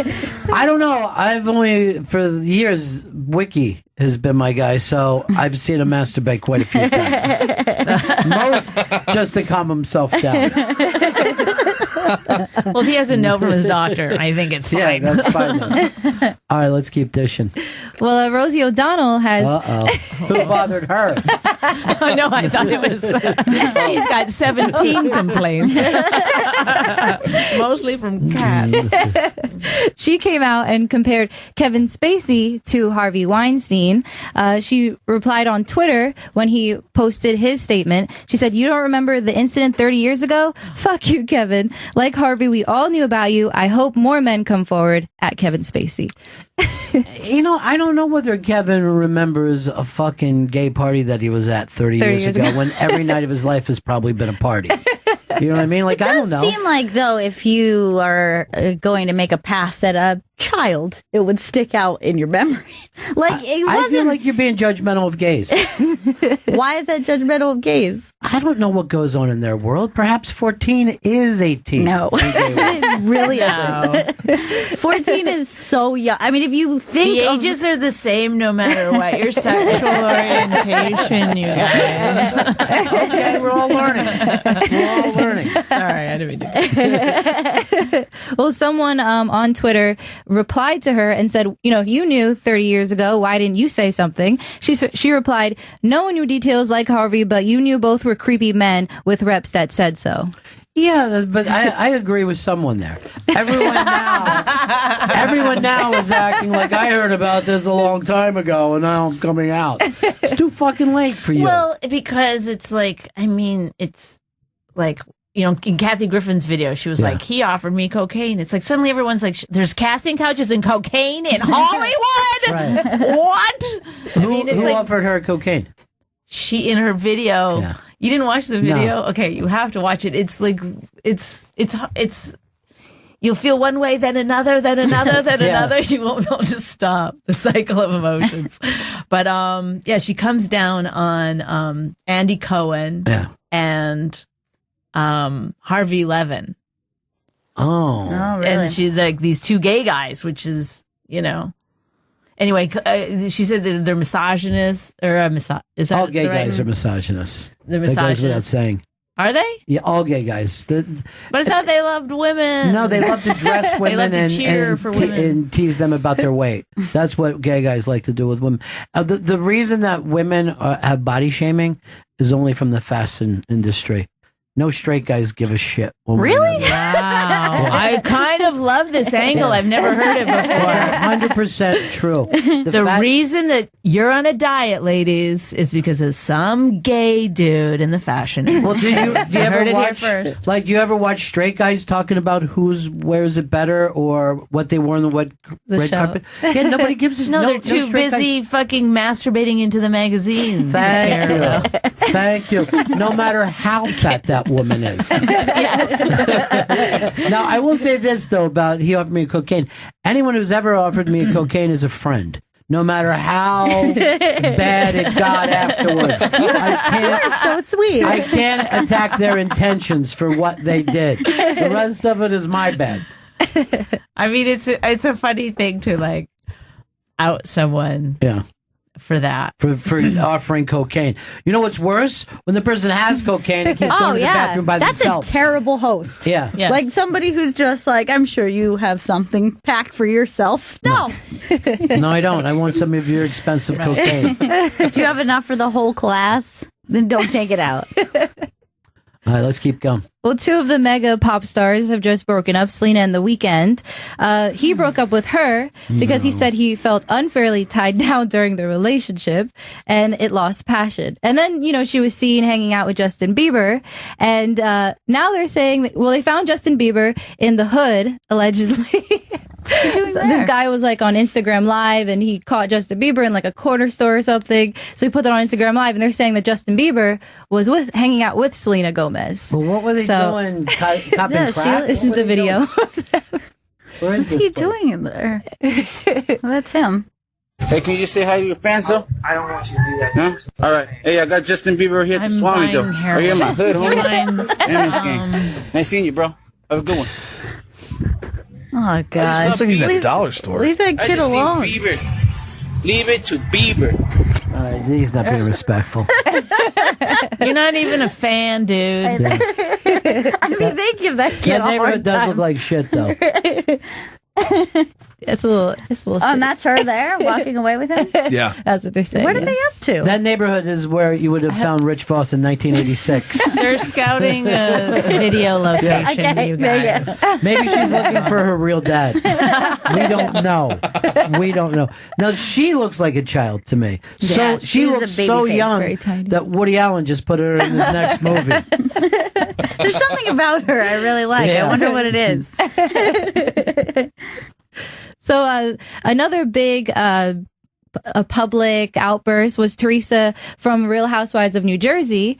She went on, she had a panel discussion, and someone asked her, who was like your worst and best celebrity encounters, and she said that Sofia Vergara was her worst. She called her a bitch. She said that when they were trying to take a picture together, Sofia stood there. She stepped in front of her to steal the spotlight, and she's saying the big thing is Teresa said that someone with talent was trying to get in front of her. How dare she? Oh my God. Well, the big issue is that she said that she's an immigrant and she should be good natured. Immigrant should be good natured. She's an immigrant. She shouldn't act like that. That is one of the more racist things I've ever heard. Say that. Sofia Vergara getting a little uppity. I noticed you speak with an accent. I should be good natured. She just wants to see Sophia like this. Yes. Just enjoying life. I asked you to get me some tea. I want to hear her sing about Chiquita Bananas. I don't want to hear her thoughts. Fun for us, make us all feel safe since you're here. Chris, it looks like you want to say something. Oh, I want to say that Bonnie McFarlane's in the studio. And Would You Bang Him, hosted by Bonnie McFarlane and Rich Voss, is happening at the Village Underground November 6th, 8 p.m. as part of the New York Comedy Festival. ComedyCellar.com for tickets.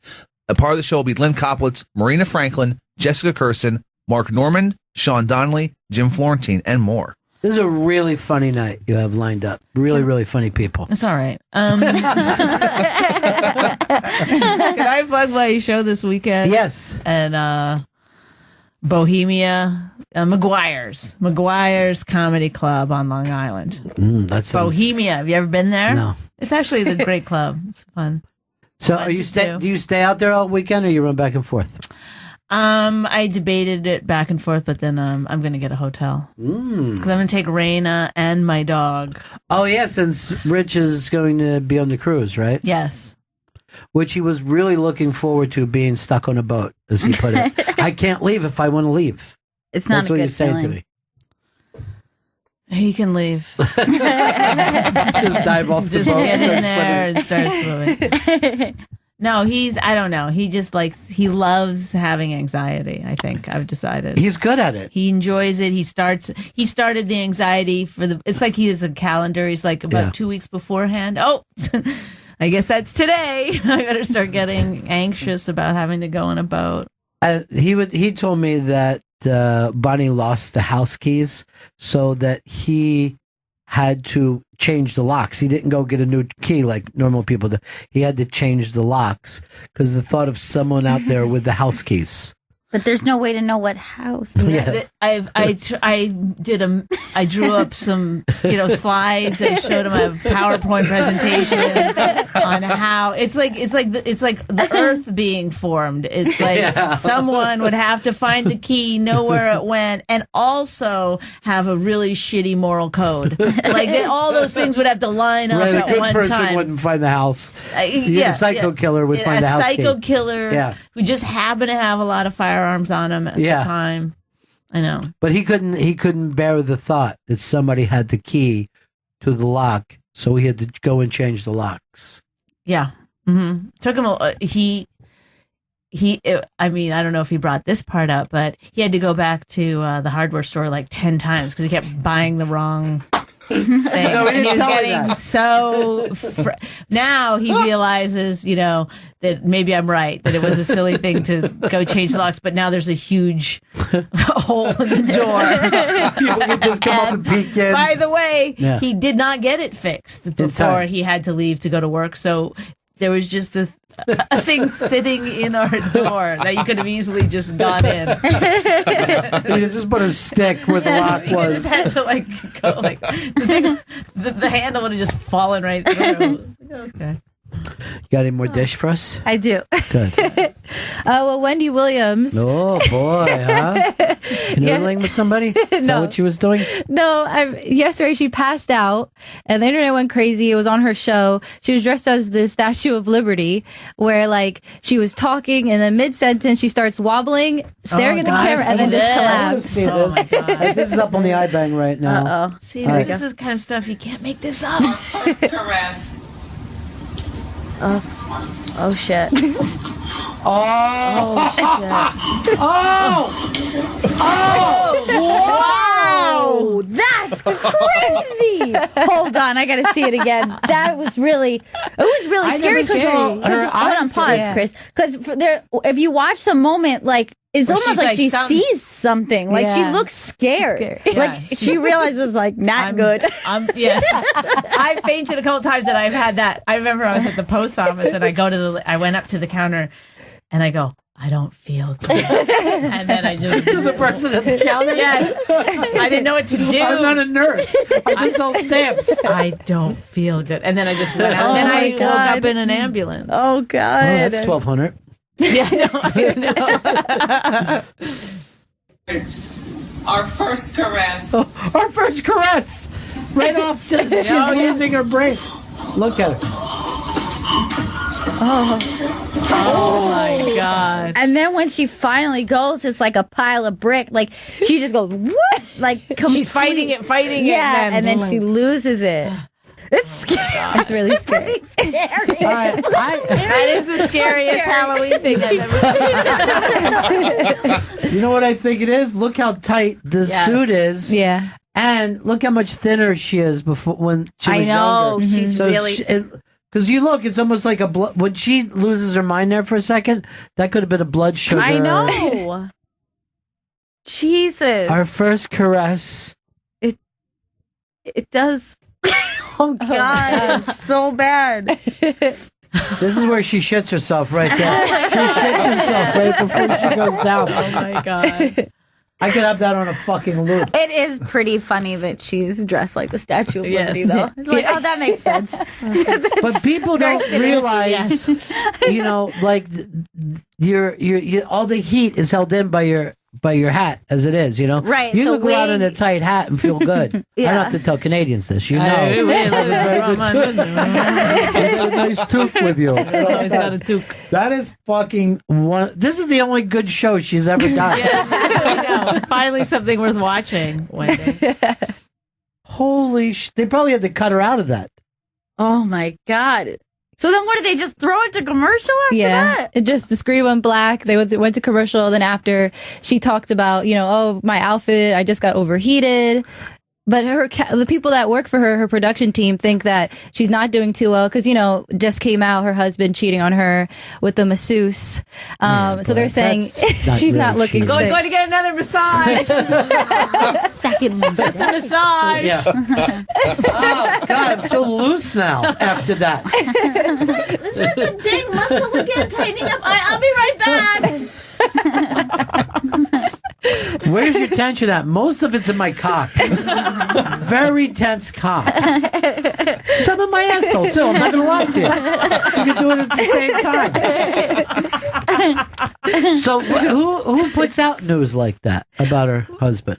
Well, they're saying that it was the masseuse who's finally talking. That's the girl starts, yeah. It's always masseuse yakking. You know what I mean?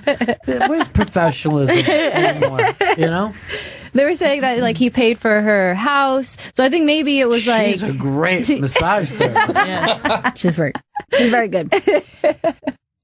He paid for the house. Yeah, he paid for her living situation, and like they've been together for a long time. Well, then it's working. It's working. But he didn't want her to massage anybody else. Oh, yeah, that's always the thing. But that's my trade. I need to ply my trade. You don't give anyone else a special massage, right? No massage therapist of mine is going to work.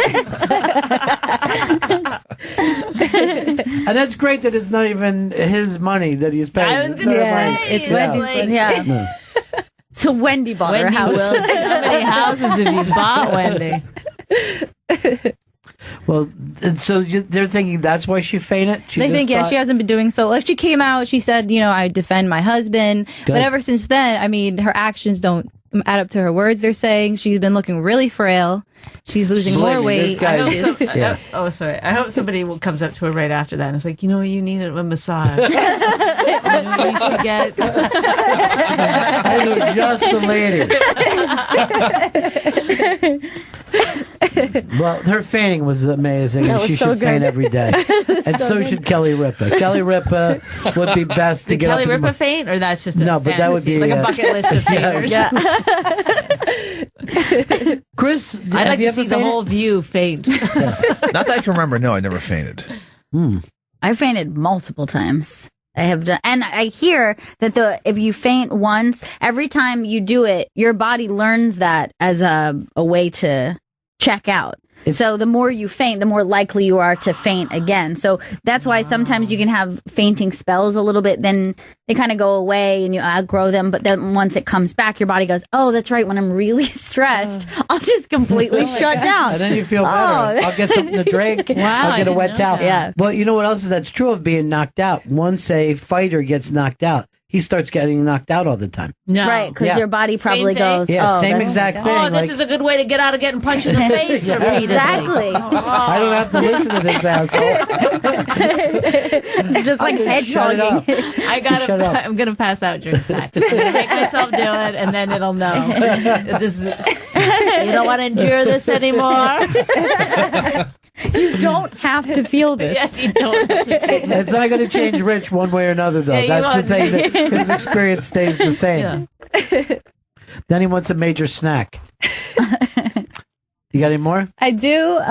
A-Rod and J-Lo, they described their first date story in the Vanity Fair interview that they had.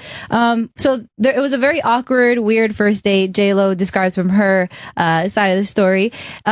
Where A-Rod, he was just talking about himself. She didn't even know if she was on a date because he started, like that This over is his opening talking. line. Well, I'm gay. Is he? I think he's gay. He seems gay. And he's, How does he seem gay what's if he's so- with all the women, though? because this is the PR. Why isn't he just with a regular girl once? Why do they all have to be famous? Oh. So that's the. Oh, I thought he had a big dick. No. Oh. Well, he has a lot of money, and I'm sure he has an ample penis. I feel like he's. If anyone's going to date a lot of famous women, Yeah. he would. But he would here's be the guy. thing: he had a painting in his house of him with That's a it. centaur body. Did It you was really? a centaur legs, yes, like a centaur, and then he was coming out of it. Did you find it?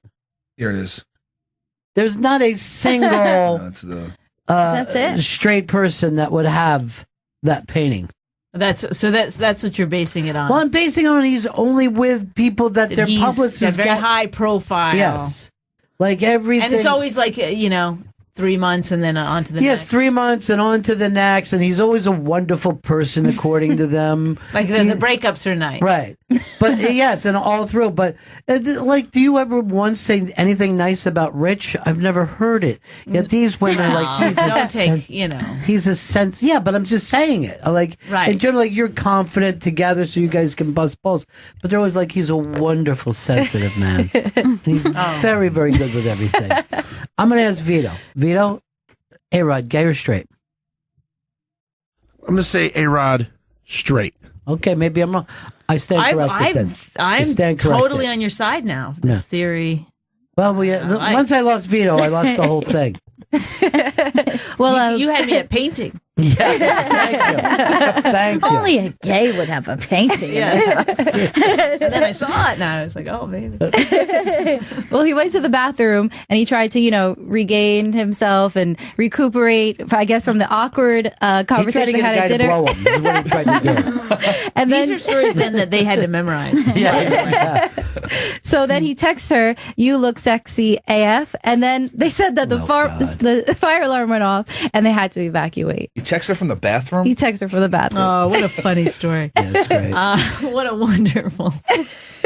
That's what they came up with for their cover story. Yeah, it works. It works for me. I'm back to straight now. I'm going to agree with Vito because he wears a headband every day. And he should know who's gay and who's straight. Is that it for our dish? Or It is. It is the end. This is the Let's Dish segment is brought to you by Dish. Dish listens when no one else does. Dish tuned into you. To learn more and sign up today, call 1-844-CALL-DISH, go to dish.com or visit a local retailer near you. All right, now the iBang has put up Halloween costumes, people dressed as comedians. I haven't seen this yet. Have you, Chris? I have not. So I don't know whether this is famous people dressed as comedians or unfamous, but let's at least see if we can guess who the comedians are. Oh, it's side by side. It's side by side. That's a pretty good Amy Schumer. That's that decent. That's very decent.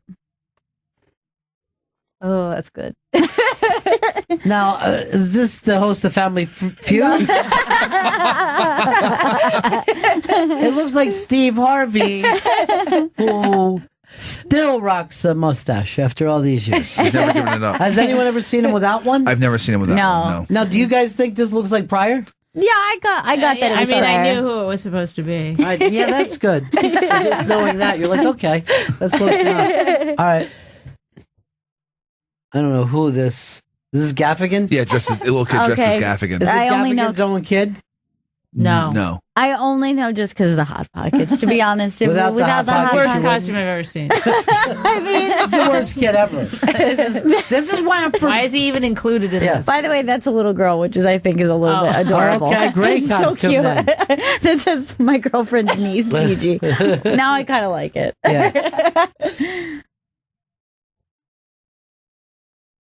Okay, so this is They're dressed as Jeannie and Jim Gaffigan. very specific. So if you went out somewhere, you'd have to pin that picture to your outfit. I would never. I would answer the door and go, "Oh my God, Jeannie Gaffigan! What are you doing in my door? Please tell me you have a gym with you. Like even just on her own. That's clearly Jeannie Gaffigan. Is she drawing the scar? Or did she just leave it as what it is? The guy kind of looks like Jim, but he forced his wife into the Jeannie thing. Yes. Very strange. Yeah, that's solid. That's solid. Again, I think if you're a woman, you don't want to look like Judah Friedlander, but she did it. Judah Friedlander. I always think if I was a guy comic, I'd be like a Judah Friedlander. Yeah. Just sort of like friendly with everyone, but has no friends. You know what I mean? Like, off on his own a lot. Where do you see us do a special? Just I watched just 5 minutes of it and it was amazing. It was so fucking good. crazy. I watched it last night and I was blown away. He shot it on those little cameras, Yes, right? I know. So he was saying to me last winter, he goes, I'm shooting a special with this. And I'm like, I don't know. I don't know if that's a special. With these little cameras, it doesn't work that way. And it's fucking great. He's the fact that it just starts with him on stage is it's so fantastic. And he is incredibly funny. Mm-hmm. And this chick, maybe he should marry her. But yet no one knows where he goes. No one knows where he's off to. Comes in, a mystery. Tapes his set. Yeah. Takes the tape and puts it in the garbage on his way out. He's never listened. Yeah. Sometimes he has an intern with him. He'll just have an intern there, yeah. Oh, I don't That's know about that. a great gig, I think. Yeah. Well, I think this is why he was shooting this. All those tapes he put together and made this special. Right. It's crazy. And these are the Gaffigans dressed as the Austin Power cast. So this doesn't even hold with the theme. No, of the what's theme is happening shut in here shit. anymore. They're just now. It's just famous comedians dressed as whatever they want. Well, look, Jeannie looks great. She does look good. Yeah. It helps. It helps when you do a little time in the hospital. Really pulls it together. Boy, he's got those kids just ready to be a for family showbiz. hour. Yeah. Does he or does she? Even with a brain tumor, she's the one who's doing it all. I'm sure. All right, let's see the next one. Okay, kid. This is So this person's doing Steve Martin. Yeah. from the No movie. one gets it. No. I didn't get it. Come on. It was also a daughter again. I know there's been a lot of girls being... girls aren't funny, clearly. They don't get it. All right, this is supposed to be Goth Conan. That's good. Very Yeah. specific. Like if you told me what it was, yeah. And then... I don't know what we're looking at here. Vice Principals? Vice Principals, yeah. Oh, it's Okay. the show on HBO. Yeah. Okay. They don't look anything like him. Rosie O'Donnell? I was really guessing.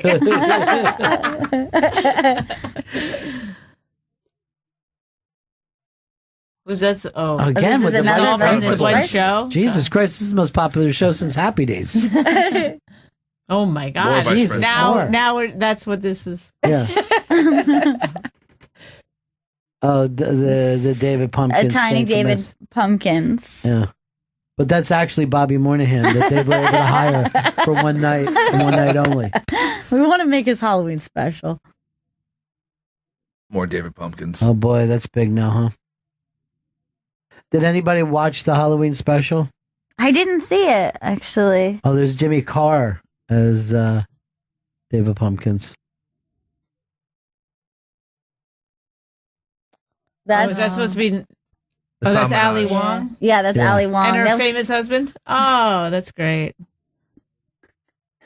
Wait, no, that really is Ali Wong. No, that's someone dressed as Ali Wong. But why would someone dress as her husband? That's supposed to be Hassan Minaj. Oh. Yeah, everything about this seems racist now. Yeah, sorry. We can't tell who we are. I can't see. I don't have my glasses on. No, that is Ali Wong. Oh, Chip Chipperson. That makes me nauseous. Is that actually Chip though? I've never even heard the Chip Chipperson anything. It's just from Twitter. I don't. Yeah. I don't want to know about it anymore. Yeah. More Chip Chipperson. I would have thought that was Judah. Yeah. We don't know anymore. You got to work with your hair, if that's what you got going for you. Chip Chipperson? Again? Well, Chip Chipperson has a lot of different looks. The many faces of Chip Chipperson. It's Fat Jimmy Fallon, which is good. Oh, my God. Keep going, Chris. I don't know who that's supposed to be. I think these are all Jimmy Fallon. Okay. Jimmy's very popular. Cheech and Chong. Yes, something from solid 40 years ago. Wonderful. Still works, though. Still works. Multiple Cheech and Chongs. And Bob's Burgers. Yeah, people love the Bob's. I saw a lot of Bob's Burgers costumes. I didn't see one person dressed up yesterday. Not one. What? Really? You hid in your bathroom the whole time? My whole neighborhood was like... I have an unfriendly place, so we just don't put You up don't have a with lot of kids either. In Yeah, your we have building. kids in there, and they just leave the building to go get stuff. I got international kids. Oh, Mark Somebody Maron. dressed as Mark Maron? Yeah. Oh, great. He's known for his voice. This is the Dick in the Box sketch. Oh, boy. A couple years too late on that. I would say not. Oh, it's still funny AF, eh? This is Sarah Silverman's. The Wreck-It. I mean, I don't think you should do characters from movies if it's supposed to be dressing up as comedians. I don't know what that is. That's the same character. Same thing. Okay. Same guy. Wreck-It Ralph. I missed the Wreck-It Ralph thing. Now we're in a BoJack Horseman situation. I saw a lot of those. Yeah. I've never watched that show. Have you seen it? No. Mm-mm. But Raina tells me it's funny, and I believe her. And it's Rainn Wilson from The Office. Or someone dressed as Rainn Wilson. Oh, I actually thought we were watching The Office. The I one thought we were gonna above take a that was break. Vacation Jason from the Chris Gethard show, which I appreciate that one because it's very specific. Yeah, I like that. I I like like- a costume that is just like 5 people are going to get this. But they're it's from the a new best. show. They're It's the from a best new 5 show. people. All right, these are all up on the iBang. Chris, you're not going to plug this hilarious show that's coming up. It's part of the New York Comedy Festival. Bobby McFarlane is in It's not. studio. It's not? It's the day before the New York Comedy Festival. So the pre-festival. You know why? Because I felt like there's a lot of people who won't go to the New York Comedy Festival. You know, they just refuse to do it. Right. So this show, I think, is something for them. Yeah. Would You Bang Him? Hosted by Bonnie McFarlane and Rich Voss is happening November 6th at 8 p.m. ComedyCellar.com for tickets. And it's featuring judges Lynn Koplitz, Marina Franklin, and Jessica Curson, and Mark Norman, Sean Donnelly, and Jim Florentine, and more. And Bonnie's performing at McGuire's Comedy Club in Bohemia, Long Island this weekend. Oh, Marina Franklin. Who are we missing on that list of the female judges? I have Jessica Curson, Yeah. Marina Franklin, Lynn Koplitz. And there's one more. Who's the other one? I don't know. This is the list I had. Well, I'll there's double 4. check. There's 4 Chris. female I will find judges. them. What the fuck is going on over there, I'll Chris? find that 4th female judge. Why don't you just tell people that you don't give a shit one way or another? I care very much. Oh, why didn't you say my Bohemia thing then? Bonnie McFarlane will be at McGuire's Comedy Club in Bohemia, Long Island this Do you not weekend. care? Thank you. I do care. That's I going do to be care a very much. fantastic show. Bonnie, there's nobody funnier. You were just so I thought you were going to damn say someone funny. else's name. Then Judah Friedlander. We're happy to have you. Yeah. Thank you so much for dropping in here today, though. Thank we love you. you. Thank You're you for so having me. damn funny. And when can we see that short film that you shot? Well, I mean, it's done. I am putting it in festivals. I don't know where. So it's not. You're not going to release it. I mean, I other don't than on know what you do festivals. with the show. I made something that cannot make me any money. Yeah. It was like from the get go, I knew Right. it. I was like, you know what? Let's pour all my time and energy. I'm not good at monetizing. Well, you paint with invisible ink, and I think that's a fantastic idea.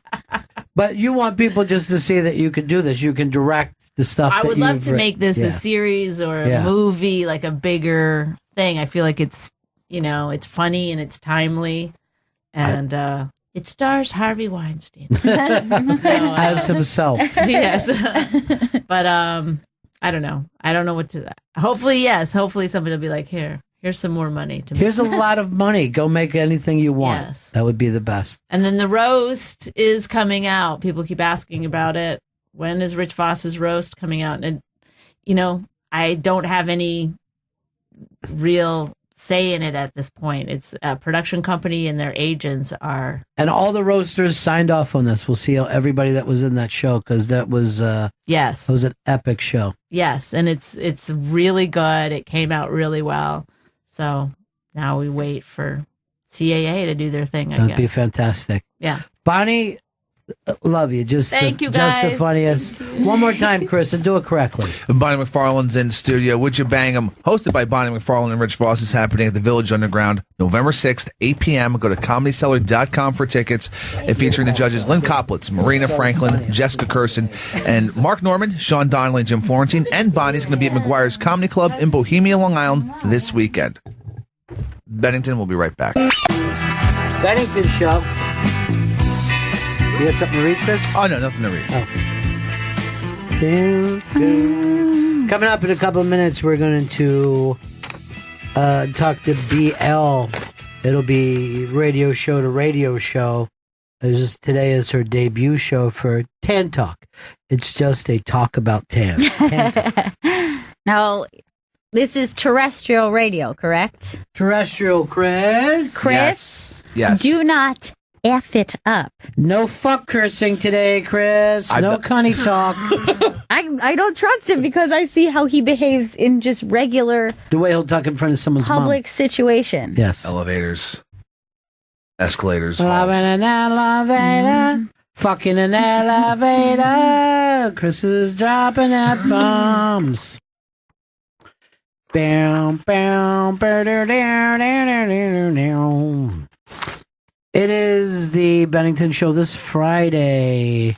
You'll get to hear Unmasked with Gilbert Godfrey and the director of his documentary, Neil Berkeley. Neil Berkeley. Like the college, Neil Berkeley.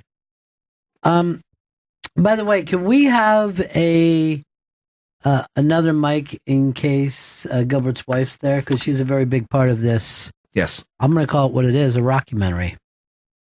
Is it a rockumentary? Mhm. First and foremost. The entire story is told through rock and roll music.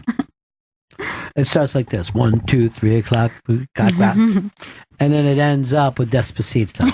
So we're covering Nice, yeah. the entire waterfront of Love the Despacito. so fucking good. Despacito.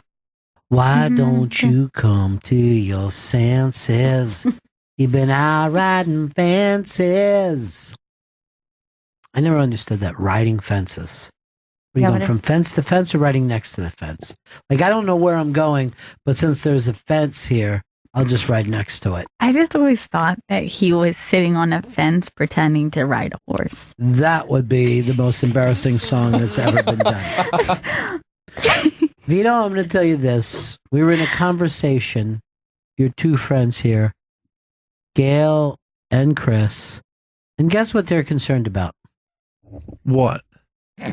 They're concerned about you. Oh, there's nothing to be concerned about. Here's some good. I took off I took off work this Sunday, so having a nice day of rest. That I'm looking really forward This to that. coming Sunday? This coming Sunday. Yeah, maybe he's working too many days. Yeah. I think you need a little downtime, a little refresh for your brain. That doesn't mean party day. No. That means make it a veto day. I'm not leaving my bed. I'm staying home, and I came in feeling really good today. I was just feel great right now. Tell your eyes. You got dead eyes. I feel like today, I feel like those are just my eyes. Like, look, you're snapping at us. You're having freaking out. He's losing it. Yeah, What? We're losing him. Yes, your emotions are out of control. I feel so good. Like I actually feel. Don't snap at me. Stop it. Okay. And I was also told that I was concerned about your weight. I think you're gaining more back. Oh no. I took the lack of salad. I took away the salads. Oh yeah, maybe that's it. Maybe you haven't been as regular. Well, yeah, I haven't been getting as many greens. I've just been living on pasta and pizza, so it's probably just tiring me out. I have plenty of energy. That's what I live on. What was that bet about anyway? The movie trivia challenge. Yeah. Okay, we can never free you from a bet, but you could try to double or nothing. Double down.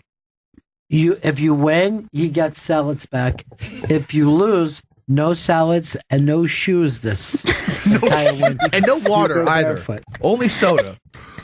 Diet soda at least? Nope. Straight Diet fucking... soda, they say, That's is not good worse. for you. Yes. Diet ginger ale. Oh, that's great then. That fake sugar's Now nothing that you got like it. specific about ginger ale.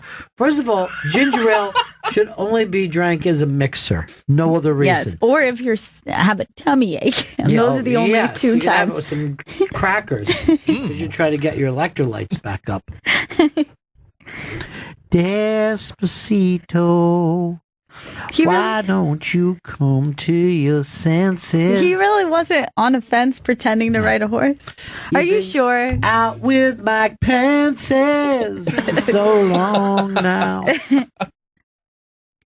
No, this was about an actual desperado, not a little boy pretending. So then why is he riding on the fence? He's not riding the fence, he's riding fences. He's riding from one fence to the other. I don't know if that's how you would say it. Desperately. Desperately trying to find love, I guess. Oh, poor bastard. Well, the Queen of Diamonds got you down. That was just an empty fable. So sad just to think of a kid riding on a fence thinking that it's a horse. If that was my kid, I'd walk out and shoot him anyway for being so stupid. I went in the green room and the kids from Better Things were in there. Mm-hmm. And they left it just Heineken bottles. Oh, my Oh God. my God. All over the fucking floor. Wow. And then I was told it wasn't even their Heineken bottles. Something seems to be wrong. Looks like there's trouble in the mines. Sean, what's up? Hey, Ronnie, I think riding fences actually means on a horse, riding the fence, looking for holes so livestock does not get out. But why would that guy be a desperado? A desperado to me seems like a bad man, not somebody who's going around doing fence maintenance. Yeah, a desperado should be a guy who's like doing robberies. I feel like that's what a desperado is. Or just stealing. Like a criminal. Desperado's a criminal. Stop! It's not B&E, Chris. You thought that you were adding something and you were not. Vito, why did all the phones blow up at the same time? Is there something terrible? Is there trouble in the mines? No, everybody just wanted to say what riding fences was. Well, why wouldn't you put them all up? Because it was the same thing. See? What's wrong with these? Sean, I'll just send you into the pretty good prize closet. Fuck yeah! Okay. Other than that, Vito, you need to relax a little bit. Try to figure out what you're doing. Yeah. I guess. Yeah. Oh, God, listen to that. Just short answers like, yeah. You know who I saw doing that? Wendy Williams right before she went down. Oh, no. Despacito. Now you're done, Gail? Mm-mm. You look very sad, too. All right, why don't you let BL know? Okay. I'll be calling her up on the telephone. She's at WTAN Tan. Tan Talk 1340. Call it instead of you reading 1340. No one gives a shit. Okay.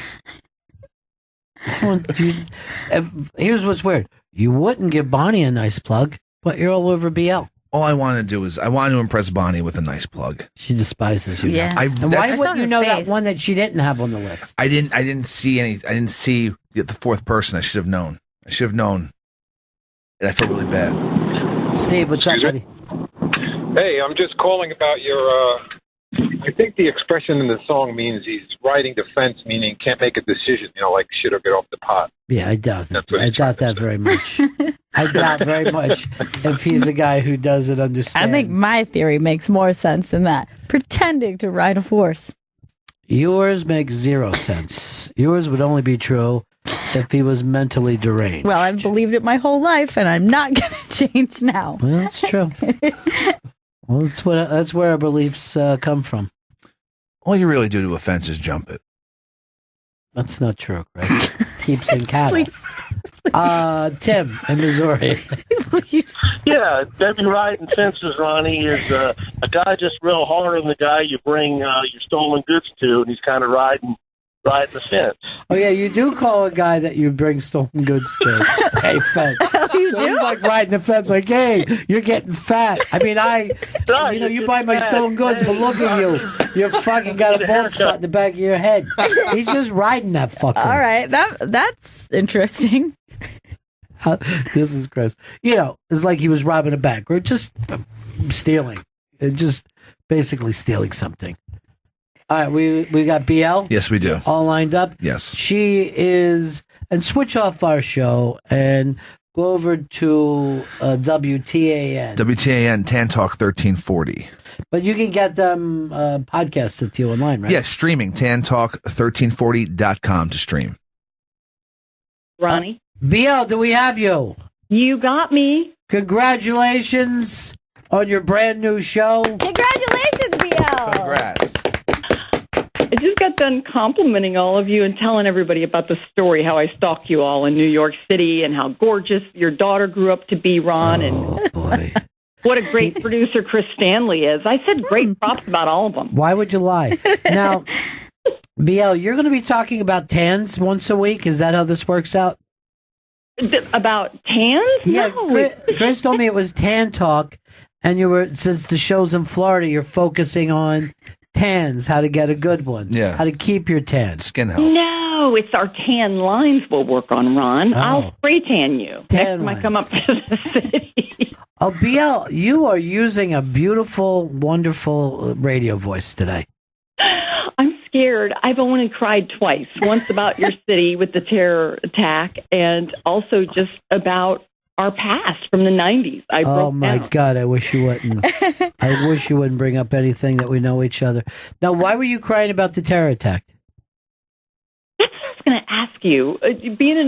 I was crying because the nation is, and I think New Yorkers are just so solid that they're not built that way, right? Since 9/11. I don't see a lot of fear in the city right now.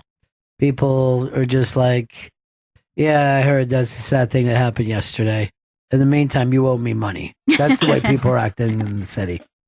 I don't think we're going to do the New York strong, let's all get together and support each other, because no one needs it. They don't like to be supported. But when that happens, Ron, I don't want to give out where you live, and I don't know where you live, but on your journey. Yes. I live on a bike path in Tribeca. Y. No, you don't. Chris Stanley lives by Astoria, because I lived right a block from That him. you can definitely give out. Yeah. Yes. You To can the give that listener. out. He lives above a Greek restaurant in Astoria. It smells great. I also have his cell phone number here if you'd like me to read it. Give it out. Oh, no, that's not nice. That's not nice. He just got, 800 Gs? Yeah, I think it wasn't it, Chris? I can't talk about the settlement that I agreed to with Con Edison. I can't. He signed a non-what? A non-disclosure, Yes. pretty much. He actually signed a non-compete where he can't let another pipe blow up underneath him. In case you don't know, Chris Stanley is the producer of Ron Bennington, and you're hearing Gail Bennington, Ron's daughter. That's hashtag Bennington. And they are on Sirius XM Radio, Raw Dog, Channel 99, each and every day, except the weekends. So I'm like, hey, you gigglers now. That's enough from the... We can't believe how professional you sound. Yes. Because every time you call our show, you sound like a lunatic. When are you going to be your true, real self? This is a pro we're dealing with. I know, Gail. I bombed every time your fathers tried to do something great in New York City. First, we did Anthony Cumia when he was on vacation. Yes. That was a disaster. Now, why was that a disaster? I was horrible. I talked 2.5 straight hours and cried. And what else, Ron? Tell the story about the cab. And She pulls up in a cab. She falls out of the cab, drunk, I can only imagine, tears her gloves up, but then kept wearing torn up gloves the entire time we were on this podcast. And what were you crying about? You cry quite a bit, right? I was just nervous because I didn't know if Anthony, being on vacation, would want me filling in. I was filling in with a list of comics because you know everybody in New York. You're on the Comedy Channel, and you're very good friends with Big J and Dan Soder and all those guys, and Florentine. But I just couldn't stop getting all those people out of my mind that they were listening like, why is she, and Jim Norton, and these guys are like, why is this crazy woman hosting from Florida? But what makes you think that they're sane people? None of them are sane either. No, they won't put on their professional voice. You didn't even put on your professional voice that day. I was so nervous. Did Tan send you to broadcasting school that I don't know about? Did you go and learn to walk and talk like a real lady? So I felt I bombed at Ant's show because we didn't take any breaks and there were no callers allowed. So Ron sat there and bless his little heart, he held up a sign. What did your sign say, Ron? I don't remember holding up a sign. It was so horrible. It was the worst radio you ever heard. And so I look over to Ron right when I'm starting to get my game going, and I look over and he's written on a notebook. It's in Sharpie. It says, "Help me," to Ant's camera. And I don't think it went as bad as you think it went. I got a lot of compliments and it was very, very fun and funny. And you guys look like you were having a blast. Who wouldn't want to watch a woman have a mental breakdown on television?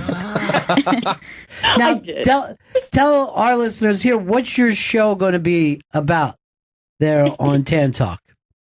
It's going to just be about the 90s and growing up, and now we're older and wiser.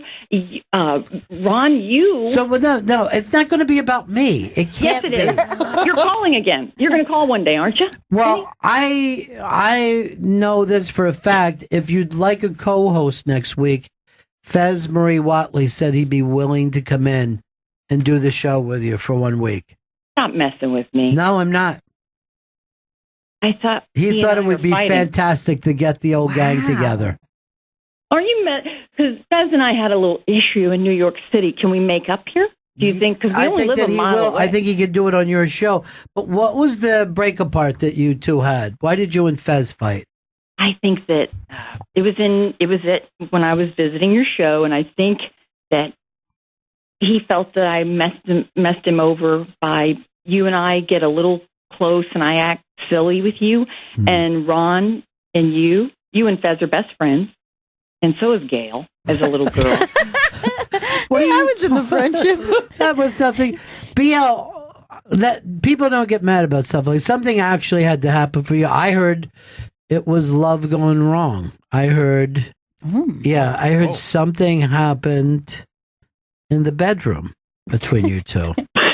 No, Fez, I don't talk about his sexuality. I don't know what he is or what's going on. You could ask about that if he comes in and co-hosts with you next week.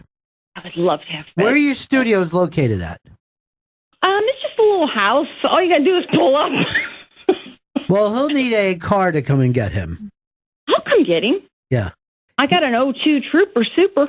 Well, he'd like to be picked up in a Model T Ford if you could do that. He's very particular about some things. He has a rider. Yeah. Just tell him to get on the R train and just take it on over to my little studio here. But yeah, I'd love to have Fez. And I know you're messing with me. No, I'm not. No way. I'm not at all.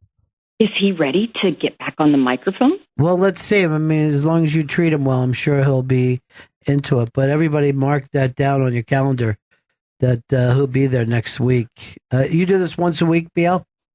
No, I'm on Monday through Friday, bro. My producer just told me you do once a week. Who's the producer, Chris Vito Stanley. or Chris? I'm the producer. From this point on, Vito's the producer. What'd you say, Ron? From this point on, because of that mistake, Vito is now producer. He's been demoted. Chris Stanley is demoted. You were on coffee runs. Oh, God. Yeah, you and your $800 butt. Yep. What? $800 butt? 800,000. There's no price. There's no numbers out there. Yes, there are not numbers. Vito, your other producer, and then you're training a beautiful girl, Jen, she's much better than BL. Is this, by the way, is this some kind of an in-depth thing with Esquire magazine? Yes, with Kevin Spacey on the cover, of course. Oh, God, I guess, did you keep up with all that, BL, or is there people that you could out from Hooters from years ago? You know what? No, I never would, and I've never. Who would ever touch me? First of all, I couldn't get touched at 5. Yeah. Not that we condone that. I've never been a beautiful person, but I have a feeling, not Hooters, but just all sorts of things. Did you notice who got? Country Music called out a producer today. I didn't know that. That someone got fondled in Country Music, and it was not Johnny Cash. Somebody fondled Johnny Cash. No, it's a producer. If Chris Stanley works and gets on the rat-a-tat-tat computer, he can maybe pull that up for us. But He's the producer now. It's somebody behind the scenes. BL, tell the truth. Back in the 80s, when you were the second Hooters girl, did Bob Passwaters once say to you, put it on the glass?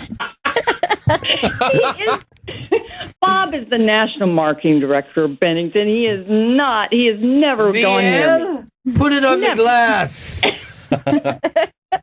You're listening to Ron Bennington from Sirius XM. Are you guys on a break, or what are we doing? No, we're on the air here. We're cross promoting to let everybody know that you got a new show that Chris told us was once a week, but it's every day until you're fired. You mean I'm going out all over the world right now on SXM? Yeah, but you're already doing that with your show.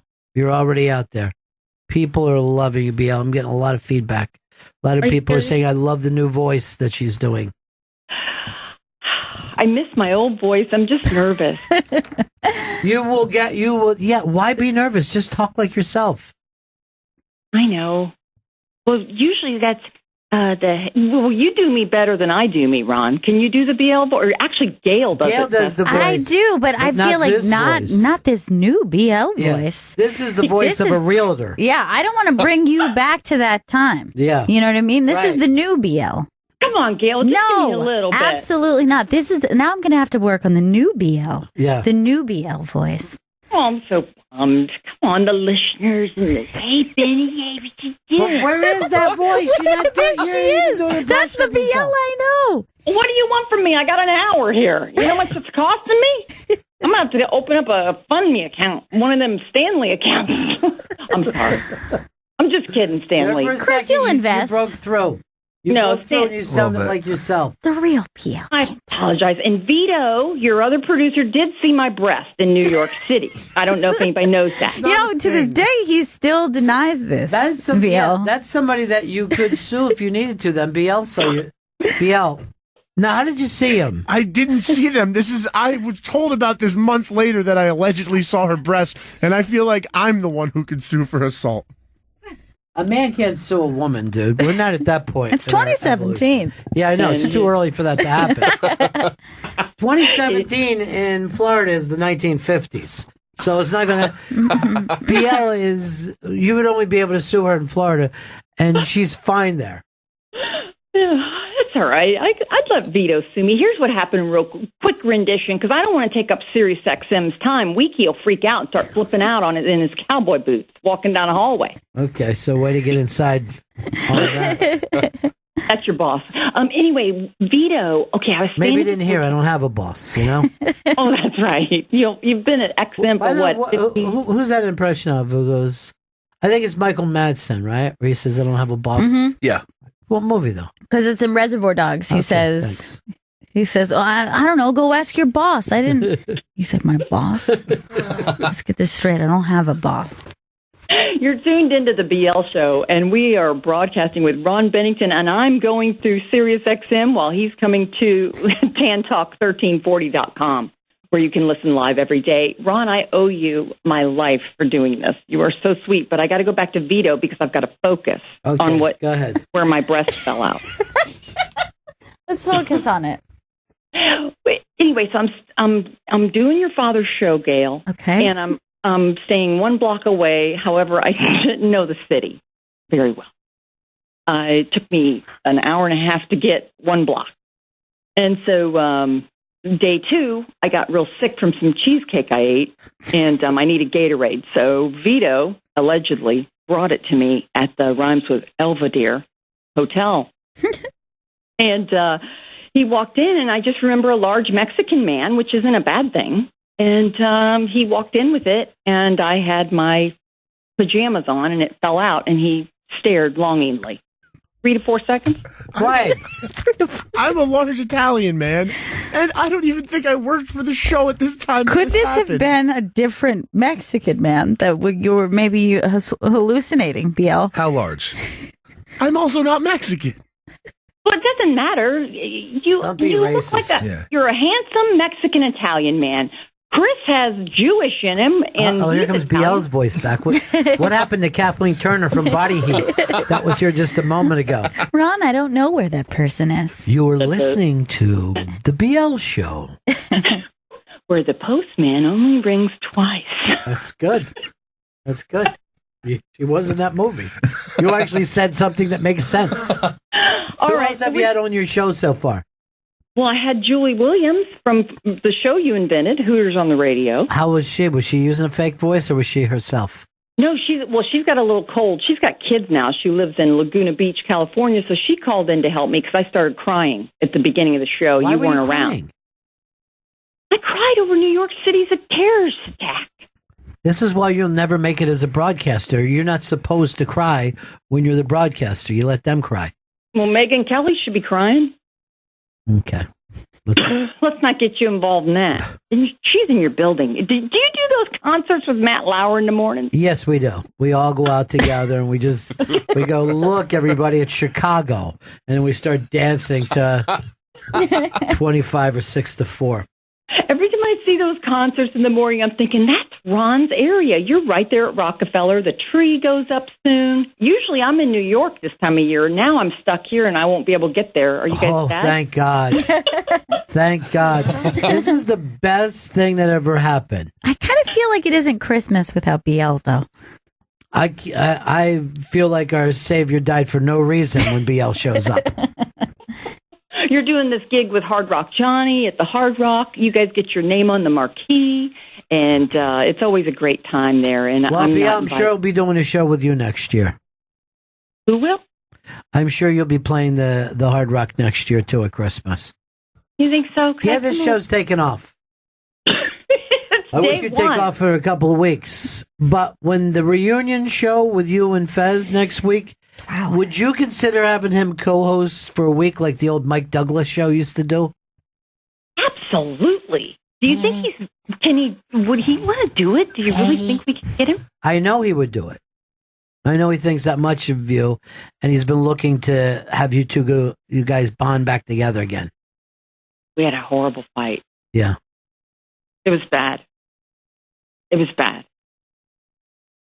What happened? Why won't you tell anybody what happened? I still don't understand any of the something specifics. sexual that went wrong. Oh.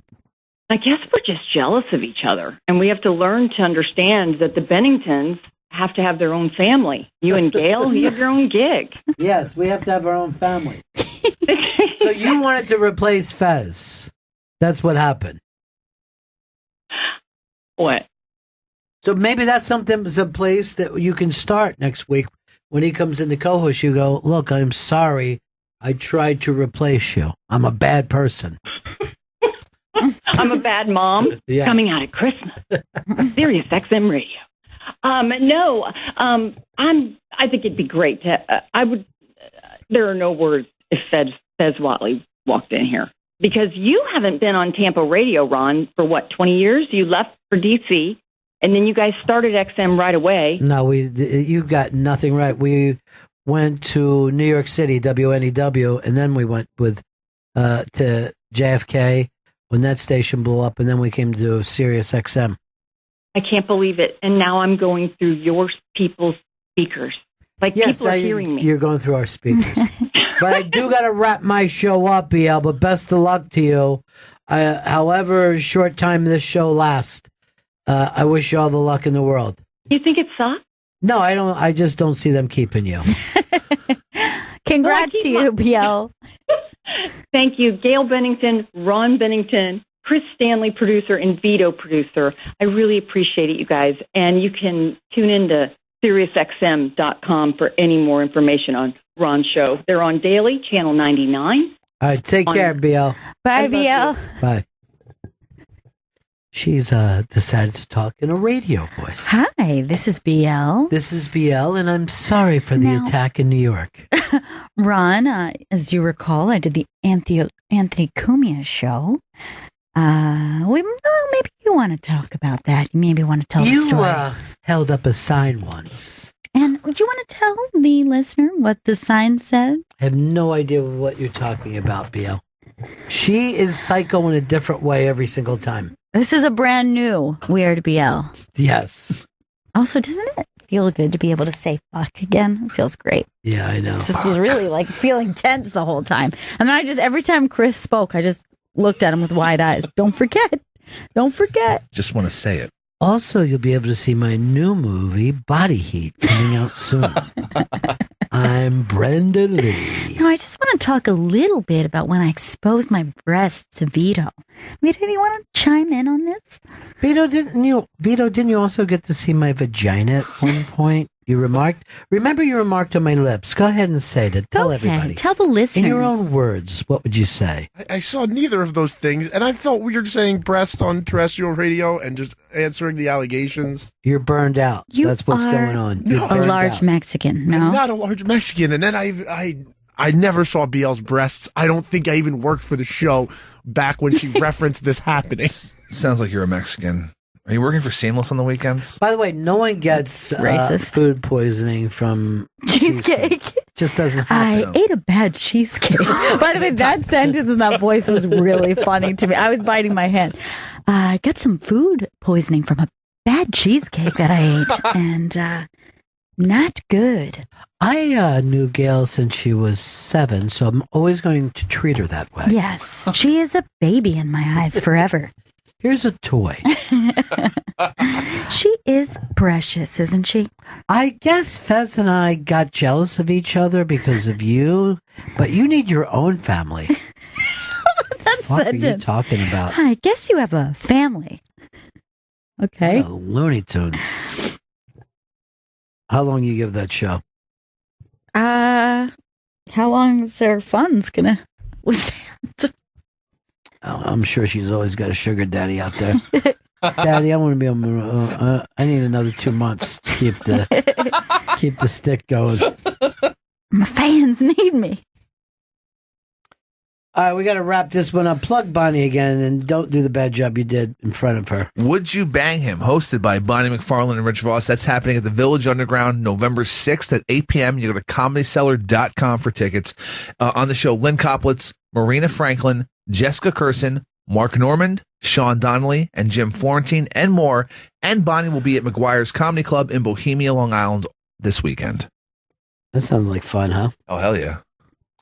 I'll tell you this. I don't know if Bonnie should ever work in anything other than that jacket. I know. That jacket looks super fucking cool. Because I love a leather jacket, but hers Yeah. was so badass. Well, she is a badass.